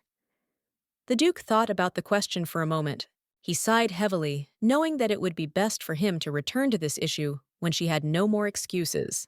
The Duke said that last time she had answered that it was all because of the search for a worthy match, and he would like to know from her how the search was progressing. The butler sighed heavily and said that he understood everything. As he left, the butler looked closely at the gentleman as he understood that he was only finding excuses. He wondered if it would not have been better to be more honest with himself. In turn, the Duke sighed heavily and continued to examine the documents. The young lady stood on the terrace and gazed into the distance. She knew that several weeks had passed since her return from the celebration, but unfortunately, she was still unsure of what she had seen before her death. Of course, she had expected in advance that investigating a case involving spirit magic would not be easy, but after a long search, she still had not found the information she needed. The butler's investigation was also unsuccessful. She was puzzled because she understood that the only thing left for her was to meet her grandmother, who also has the gift, Joanna Farvis. At the moment, the only one who can contact spirits. When the young lady was little, she often told her, as the future successor, stories about spirits. Madame also took her to a place where only spirits lived. It was then that the young lady saw Crystal Beatrice for the first time. She thought that if she looked at him again, then she would be able to discover something. Kira Views, in turn, really wanted to see her right now, since she lived in the capital at the behest of her aunt. Now, no one was allowed to visit her without the Duke's permission, and the only exception was the Emperor. The young lady sighed heavily, as she did not want to ask the Emperor anything at all.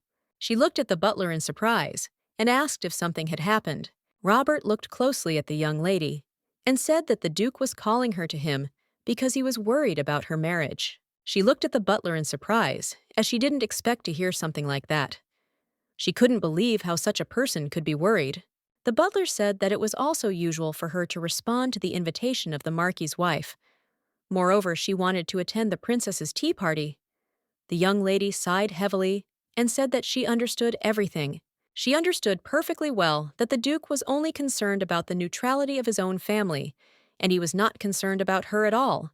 As she left, she told the butler that she was still looking for a partner. Some time later, they walked slowly towards the Duke. The young lady looked in surprise at the maids who were leaving her room in a hurry. A moment later, the butler informed the Duke that the young lady had come to see him. The Duke looked at his daughter closely and called her Kira, stood frozen in surprise for a moment as she saw that the handmaids had set the table for them. He looked intently at his daughter and said that she should sit next to him. She looked at him in surprise as she did not expect him to eat cake. Kira looked closely at the Duke and noticed that he looked nervous. The Duke sighed heavily and asked his daughter if her search for a groom was going well. She thought for a moment and said that no one had spoken directly about marriage yet. He looked at her intently and said that it seemed that everything was going to ruin. The young lady cried out that this was not so, and that she would definitely succeed. He looked at her in surprise because he did not understand the reason for such cruelty. He knew that earlier she said that it was just an excuse. He wondered if she really wanted to get married. He understood that there might be a misunderstanding, as if he was against it. The Duke understood perfectly well that as the head of the family, he was not capable of loving children like ordinary parents. Even earlier, he decided that he would not interfere in their affairs. He assured himself that it did not matter whether it was a date or marriage. The main thing was that such actions would not affect the family. He looked at his daughter and said that it was all so, and she was free to do as she wished. The young lady thanked him for such words, and she also asked if the grandmother was in good health. The Duke said that, because she was already in her old age, her health was not as it was before, and the doctor reported that she had a severe form of asthma. Kira looked at her father closely and said that since she was already old, she wanted to see her before it was too late. The Duke sighed heavily and said that she would be very glad to have her visit. The young lady rose up with lightning speed and said that she thought it would be a good idea to meet her grandmother this weekend. She told the Duke that if he wanted to set a precise time, he should tell the butler. She looked at the Duke intently at last, but said nothing and left silently. She thought for a moment as she noticed that the Duke's expression was full of hopelessness. She wondered if he was so concerned about the family's neutrality. She sighed and thought, because as a child she couldn't stand meeting her grandfather. Kira understood perfectly well that his thirst for power was amazing. But in turn, she wondered what he was really hiding from her. Kira knew full well that the answer could be the decisive key for her.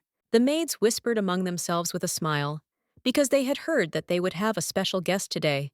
They did not understand where Her Highness had met Lady Fervis, because they knew that she had not previously participated in social receptions, but still they assumed that she wanted to take part in the princess's tea party. The young ladies whispered among themselves as they could not even sleep, because they were too excited after hearing that a mysterious noble aristocrat would be attending the reception. They knew that she was a person who had a lot of work, and they could not even remember her face. Arabella sighed heavily. She wondered if she would be able to successfully conduct the tea party. The maid looked closely at the young princess and announced that the lady had arrived. The princess looked closely at the young lady, who had a soft expression on her face, but in turn, Everyone looked intently and tensely at the young lady. Kira greeted the princess with a gentle smile. The princess looked at the ladies intently and greeted them. In turn, the princess noticed that they were a little tense. Some time later, the young ladies were sitting at a table and engaged in casual conversation. Arabella looked at everyone present and with a smile introduced today's special guest. The young man looked at the lady with a smile and introduced himself. Joshua smiled and said that he was very honored to receive an invitation from the princess. The young ladies were delighted because they could see the famous young man.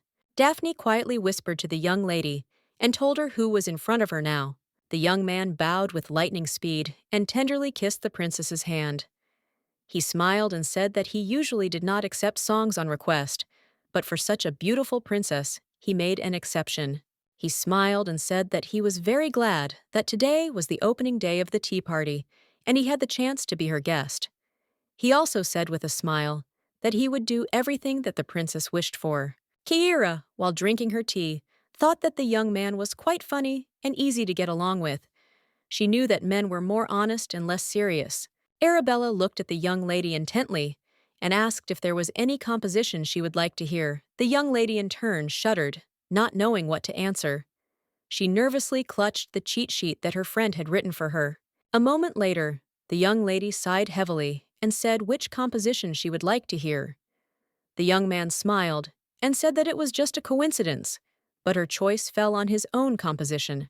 She smiled and said that she had heard earlier that a graduate of the academy had been given the honor of performing this composition during graduation. Dante looked at the young lady with a happy smile and quietly said that she was doing well. Kira was surprised and at the same time happy because they were able to talk. The princess glanced sideways at the young man who was playing his composition. She looked excitedly at the young lady and said that the news had surprisingly spread like birds throughout the capital, and she had not expected at all that the young lady would actually attend this reception. Kira was worried because she had run out of notes and didn't know what to say. Dante smiled and said that the young lady was not in the concert hall, but seemed to be enjoying the music now. Arabella looked at the young lady closely and said that it seemed she was right. The princess was a little puzzled because the young lady was only with her not so much as if. Arabella knew perfectly well that no matter how strong and influential her family was, they had to be polite to the imperial family. She knew that such an attitude would inevitably lead to questions about the Duke's loyalty, as her brother had said earlier. Arabella knew that even though she was in a bad mood, she still had to finish her task. She looked at the lady closely and said that she had actually been very worried today. Arabella smiled and said that she never thought the young lady would accept her invitation, and she wondered what the real reason was. Kira sighed and said that she just thought she should start socializing. The young lady looked at her in surprise and asked if her family had no right to not participate in the life of high society. Kira said that this is true. However, being within the family, it is impossible to tie the knot. Everyone suddenly froze and looked intently at the young lady as they were surprised by her words. They looked at the young lady intently and wondered if she had just spoken of marriage. The young people were very surprised because they did not expect that the young lady would ever get married with her character she. The lady looked at her in surprise and asked her with embarrassment if she really wanted to marry someone. The young lady sighed heavily and said that it was all true because she was already old enough for marriage, so she really wanted to meet a worthy match. The young ladies were surprised and said that the issue of marriage could not be resolved without one's family. They were sure that she would meet a worthy man, and they also wondered if she had anyone in mind. Arabella looked at the young lady with horror and wondered if marriage was her real reason. The princess looked at everyone present with a smile and said that the young lady must be uncomfortable and they should stop asking questions. The ladies looked away from her in embarrassment and apologized for their questions because they were surprised, but still managed to make a mistake. Kira smiled and said that everything was fine. They did not need to apologize. Daphne looked closely at her friend and said excitedly that she had not told her that Kira knew perfectly well that her words would soon spread throughout the capital. Some time later, their lovely tea party ended and everyone gradually dispersed. Kira bowed to the princess and said that she had had a wonderful day. Arabella looked at the young lady with a smile and said that she had also had a wonderful day and looked forward to her next visit. A moment later, the young lady turned around and walked towards the exit, but unfortunately, her little note fell out of her pocket. The princess looked in surprise at the note that was flying to the ground. The maid, in turn, slowly presented the princess with a small note. The princess slowly and intently began to read the small cheat sheet. She looked at the cheat sheet in surprise, as she did not understand what she had read. At the same time, the young lady ran in a hurry to the princess and called her, "Hey." She froze for a moment in embarrassment as she realized that the princess had read her note. Some time later, the young lady and the princess were sitting in the living room. The princess was looking closely at a small cheat sheet. She looked closely at the young lady and asked if it was hers.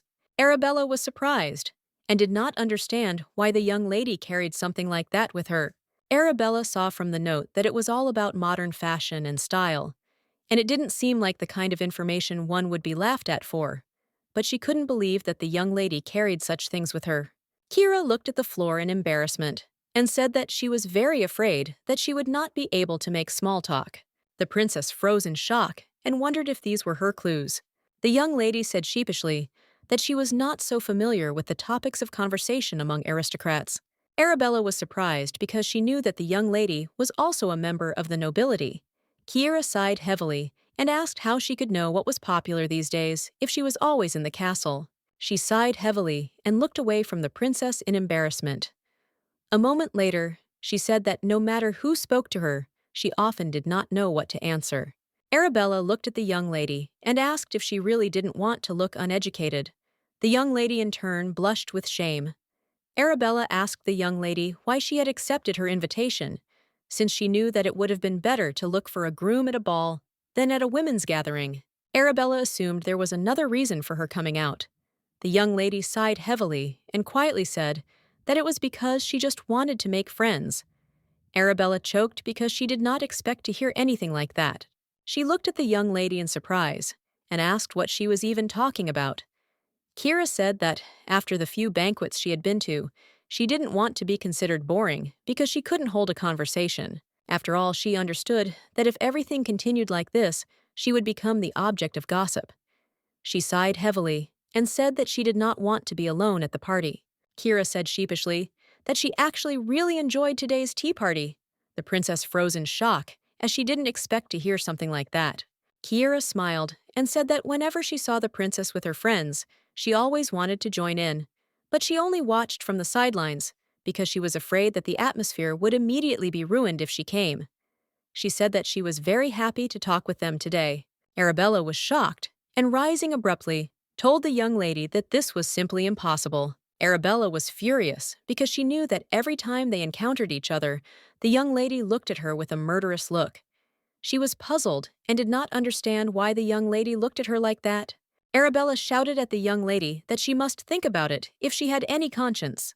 Kira sighed heavily as she now realized how she looked from the outside. Arabella shouted at the young lady that if she continued to silently look at someone with such a scary expression on her face, people might misunderstand her. The young lady sighed heavily as she knew that the princess was telling the truth. Arabella was shocked. She did not understand how the young lady could be so innocent. Kira looked closely at the princess and said that she did not look well. She told the princess that, if she was not well, then they could continue the conversation later when she had rested and come to her senses. Arabella sighed heavily, and looking away from the young lady, said that perhaps this was exactly the case, because lately she had not been able to sleep, so she had not been feeling well. A moment later, the young lady withdrew and left the princess alone.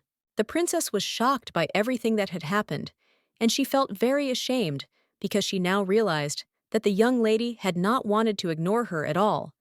Now she realized that she had been wrong all this time about the young lady. A moment later, the prince entered the room and called his sister, saying that he had heard that she had just had a meeting with Lady Kira. He looked at her intently and asked with a smile if she had found out anything.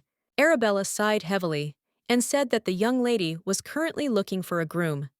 He looked at her in surprise, as he did not expect to hear such a thing. Arabella said that being in the palace, it was impossible to meet anyone, and she said that she was just starting to integrate into society because she had just reached the right age for marriage. The prince thought for a moment, for he knew that there was some sense in this, but he still looked at his sister in surprise, and asked if that was really the only reason she had come out into society. The prince looked at his sister intently and said that she had previously thought that the young lady had ignored her. He asked how her tea party had gone. The princess shuddered as she realized that she had made a huge mistake. She sighed heavily and said that it was just a misunderstanding. And now she realized that the young lady was not as arrogant as she had previously thought. He looked at her intently and said with a smile that he couldn't wait for her kind attitude. She looked at him in surprise and asked what his words meant. As he left, the prince said that she should get closer to the young lady. Arabella was shocked and shouted to her brother that they were not finished talking yet, but he did not want to hear anything. Daphne called out to the young lady in a hurry because she was excited. She looked at the lady closely and asked how everything went. Kira smiled and said that everything went well, and she was able to return the note. She said that it seemed like there was a misunderstanding between her and the princess. Daphne let out a heavy breath and said she was glad to hear that, because her heart had almost jumped out of her chest. Daphne looked closely at the young lady and asked what else she meant by marriage. Daphne was shocked and didn't understand how the young lady could not tell her about it. Kira looked at the lady with a smile because she knew that it was all just a distraction, but in turn she smiled and said that it embarrassed her a lot. Daphne glanced sideways at the young lady and said that she should have given her something earlier. She smiled and handed her an invitation to their family's annual party. She smiled slyly and informed the young lady that she had also sent an invitation to some attractive young men. Kira looked at the young lady intently as she was ready to give up on this idea. But a moment later, she saw her expression, and with a heavy sigh, she agreed to come to the party. Daphne looked at the lady closely and said that she should let her know when she chose her partner, because she should tell others show special attention. Kira thought for a moment as she thought about inviting Joseph to go with her. The young lady looked at her friend closely and said with a smile that she would definitely find her destiny at the party. The young man screamed with rage because he was very angry that he could not remember this information. He was very much concerned about this state of affairs, but unfortunately, he could not do anything. He looked closely at the various letters, as he did not know when they had managed to send them. He sighed heavily, as he knew that this was very problematic for him. All the guests at the banquet looked at the young lady in surprise, as they did not expect her to attend this celebration. They were also surprised that she was acquainted with the Viscount. Now they were convinced that she really entered society to find a husband for herself. The young lady looked at Joseph intently and smiled, and thanked him for agreeing to be her partner. He smiled and said that he didn't need to be thanked at all, and he really hoped that she would have a good time. Daphne looked at the young lady with a radiant smile and called her. She looked at the young lady intently and asked her a lot of questions, and she also said that she had invited all the best men. No young man would be good enough for the young lady, but she had tried her best to help her find the perfect companion. The young lady thanked her with a smile. A moment later, the young lady said that she had to go and greet the guests. She told her friend that if she liked anyone, she should tell her about it. Joseph looked closely at the young lady and said with a smile that they seemed to be very close. Kira smiled sheepishly and said that it was true, and the young lady was her new friend. Kira smiled and began to talk about the tea party she had attended earlier. A moment later, she started and froze in place as she saw the princess. According to all the rules of etiquette, she greeted the Princess Arabella, in turn, froze in place for a moment. Kira looked closely at the princess and smiled a tight smile. Arabella was horrified. She hoped that the young lady would not smile again, because her smile frightened her even more. Arabella smiled and told the young lady that they met again. She said that she was attending an event with her friends today. She asked the young lady if she would like to meet the young ladies. Arabella knew that there was no misunderstanding between them, but everything became even more frightening. Arabella knew that the young lady had a partner, and she might not agree, and in turn, she very much hoped for it. Kira looked at the princess with an admiring smile and said that she would be happy to meet her. The princess was shocked because she did not expect such a thing. The young lady turned around and looked intently at his particular companion. Joseph smiled and told the young lady that she did not need to worry about him, as he could join her later. As she left, she thanked him with a smile for his support. Joseph looked at the young lady closely, for he was very glad that she was changing and making friends. Joseph looked at her intently, as if he saw that she was happily making new acquaintances. Daphne stared at all the guests present, but a moment later she froze as she heard a familiar voice. She turned around and saw her brother, who was looking at her with a sweet smile. She looked at her brother in surprise as she did not expect to see him at this event.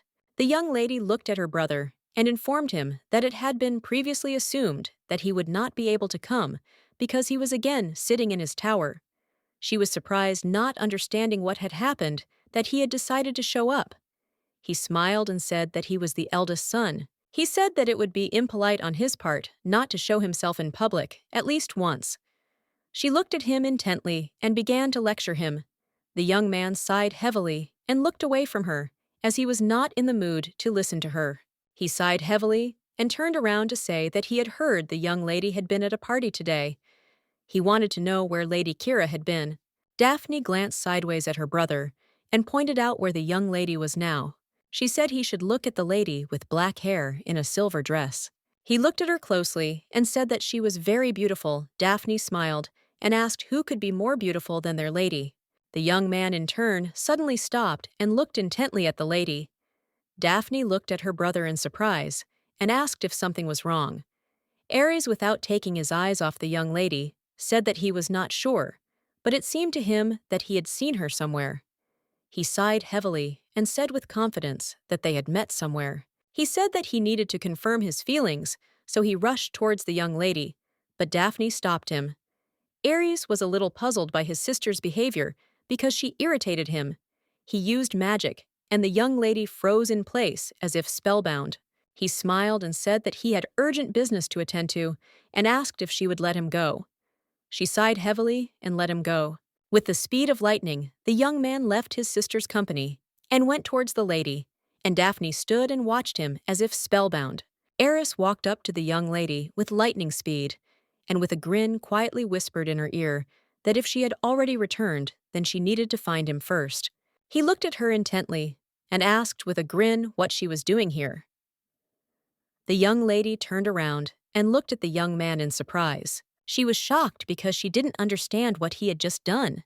Kira froze in place for a moment in shock. She looked closely at the young man who was looking at her with a smirk on his face. She wondered if he had just said that she was back. He looked at her in surprise and asked if she didn't remember. He said that he used magic that time. Kira froze for a moment and remembered the expression on his face when he used magic and reverted it back.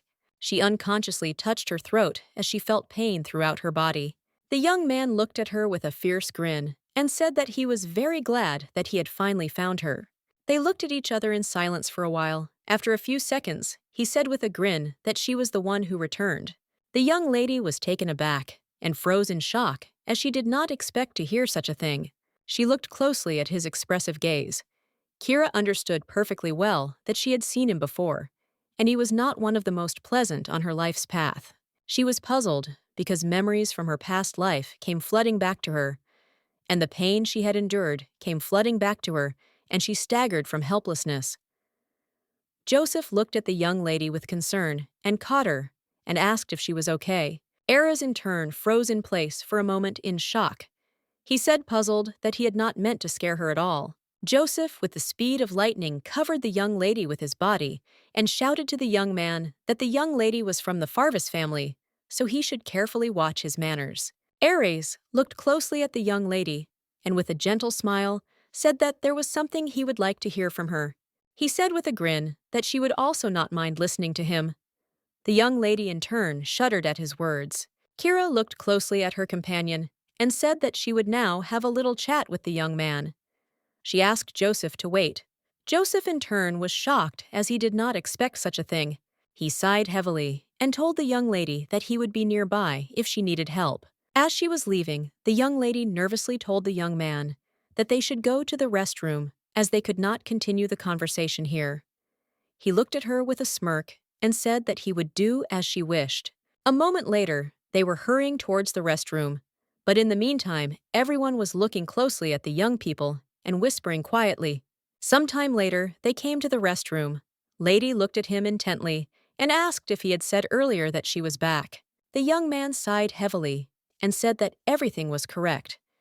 She looked at him in surprise and asked how he knew that she had returned to the past. He smiled and said that it was all because he was the one who turned back time.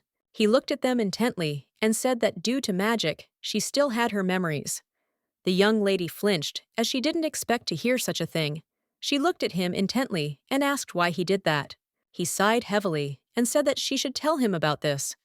Not about her. He said that they usually didn't play with time, because there was too much risk. But he still left clues as a hope, because with such stupid magic, you can lose all your memories. Eris looked at the young lady intently and asked what the last thing she remembered before returning was. The young lady in turn clenched her fists in rage and sighed heavily as she said that she remembered her own execution. Eris froze in shock after hearing what he looked at her intently and asked what she was talking about. He sighed heavily, not understanding how this was even possible. She looked at him intently and asked if he really was a magician. Eris said that it was true and also asked if she didn't believe him. She looked at him intently and said that time magic was not studied in the tower.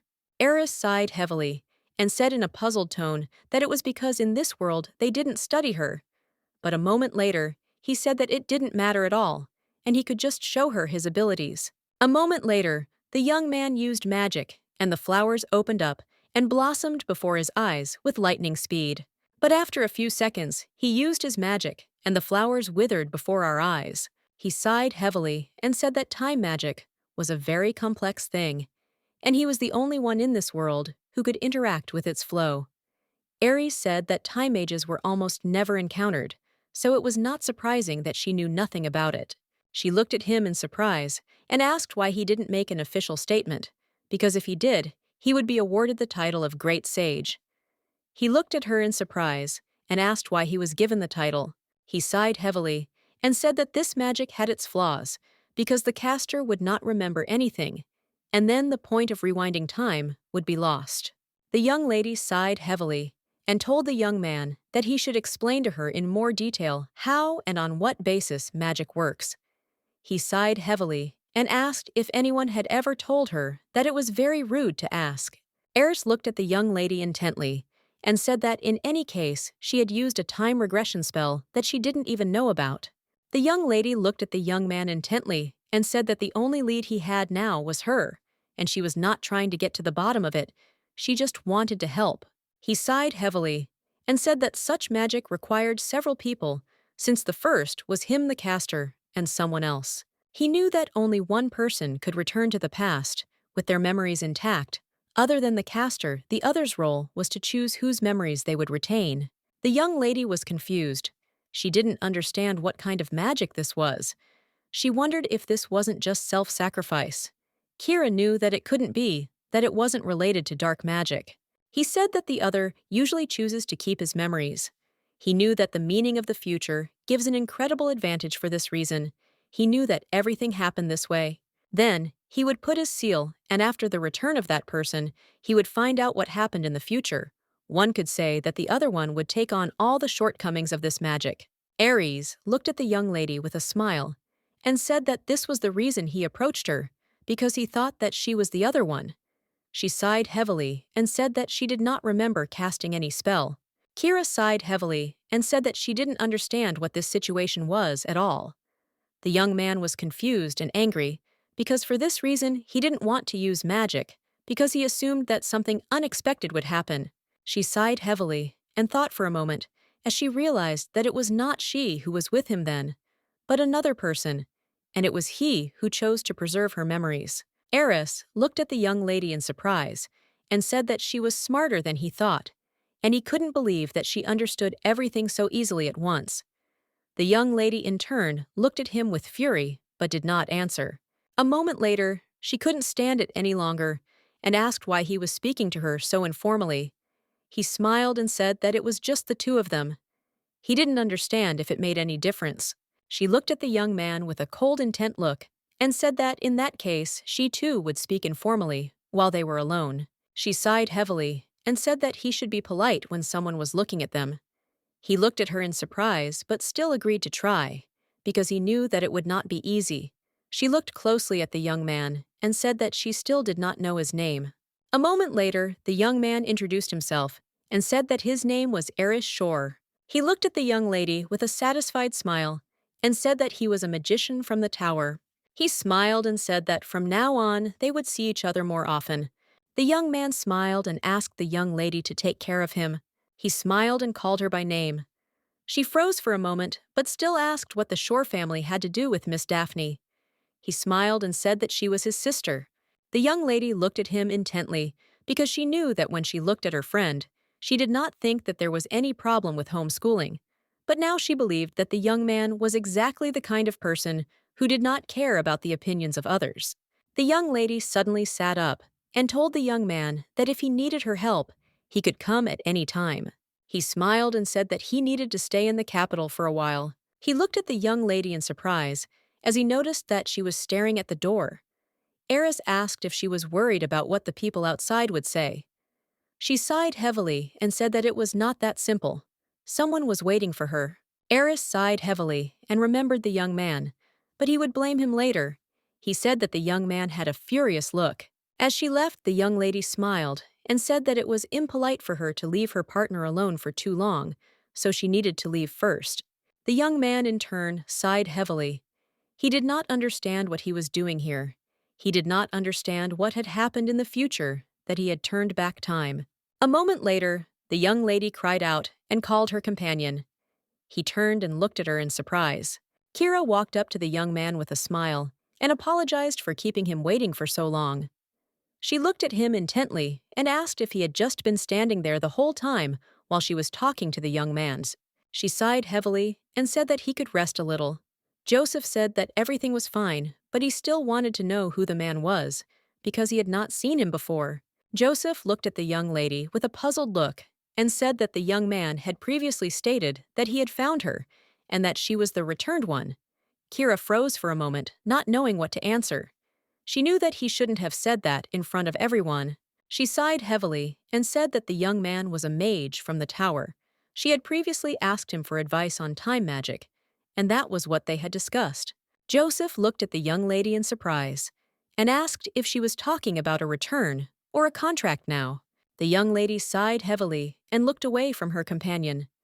She did not know how to explain everything to him. Joseph sighed heavily and asked for forgiveness, because he knew that he had bothered her too much, but still he was worried that the young lady could be in danger. She looked at him with a smile, because she was glad that she was able to avoid making excuses. Joseph sighed heavily, for he knew that this was all very strange. But still, the young lady asked her friend to keep this conversation a secret from the Duke. Joseph said that he intended to do so. The young lady in turn slowly walked back, but she was still confused by this situation. She was puzzled and did not know what could happen in the future. Joseph looked at the lady intently, as he saw that she was very excited. He understood that she was hiding a secret that could not be revealed. A few days later, the story of the young lady's escape with the young magician spread throughout the capital. The young lady looked closely at the Duke, for she saw that he was depressed by everything that had happened. She looked at him with a smile, knowing that everything was going as smoothly as she had planned. The maid looked at the mistress with a smile and said that all the preparations were already completed. She asked the mistress if she wanted to leave right now. Kira smiled and said that she would do just that. Zeke looked closely at his sister and asked if she was okay. He said that wherever he went, everyone was talking about her wedding. He hoped that she didn't actually think about getting married.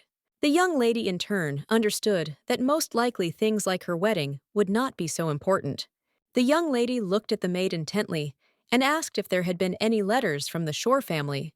Rose said that no letters had arrived. The young lady frowned for a moment, but said nothing. The maids stared at the young lady as they assumed that she had taken a liking to the young master. The Duke in turn inadvertently overheard their conversation and froze in shock. With lightning speed, he jumped up from the sofa and called his daughter, but she did not hear him. The young lady looked at the maids with a smile and said that it was time for her to go. The Duke looked intently at his daughter and did not call her anymore. The young man looked at his sister intently and asked when she would be back. She smiled and said that she was planning to stay a few days, so she would write to him before she returned. Zeke hugged his sister with a tender smile and wished her a good trip, and also asked her to say hello to her grandmother from him. The young lady, in turn, sighed heavily and sat down in the carriage. She knew that, before appearing in their family, the girl she needed to find out something about spirits. Some time later, the young lady arrived at her grandmother's estate. Joanna Farvis greeted her granddaughter with a joyful smile. The young lady greeted her grandmother with a smile and said that they had not seen each other for a long time. The madam looked at her granddaughter in surprise and asked if they had not met last month. Kira was taken aback for a moment as she realized that she had made a mistake. Madame smiled and told her granddaughter that she often comes to you lately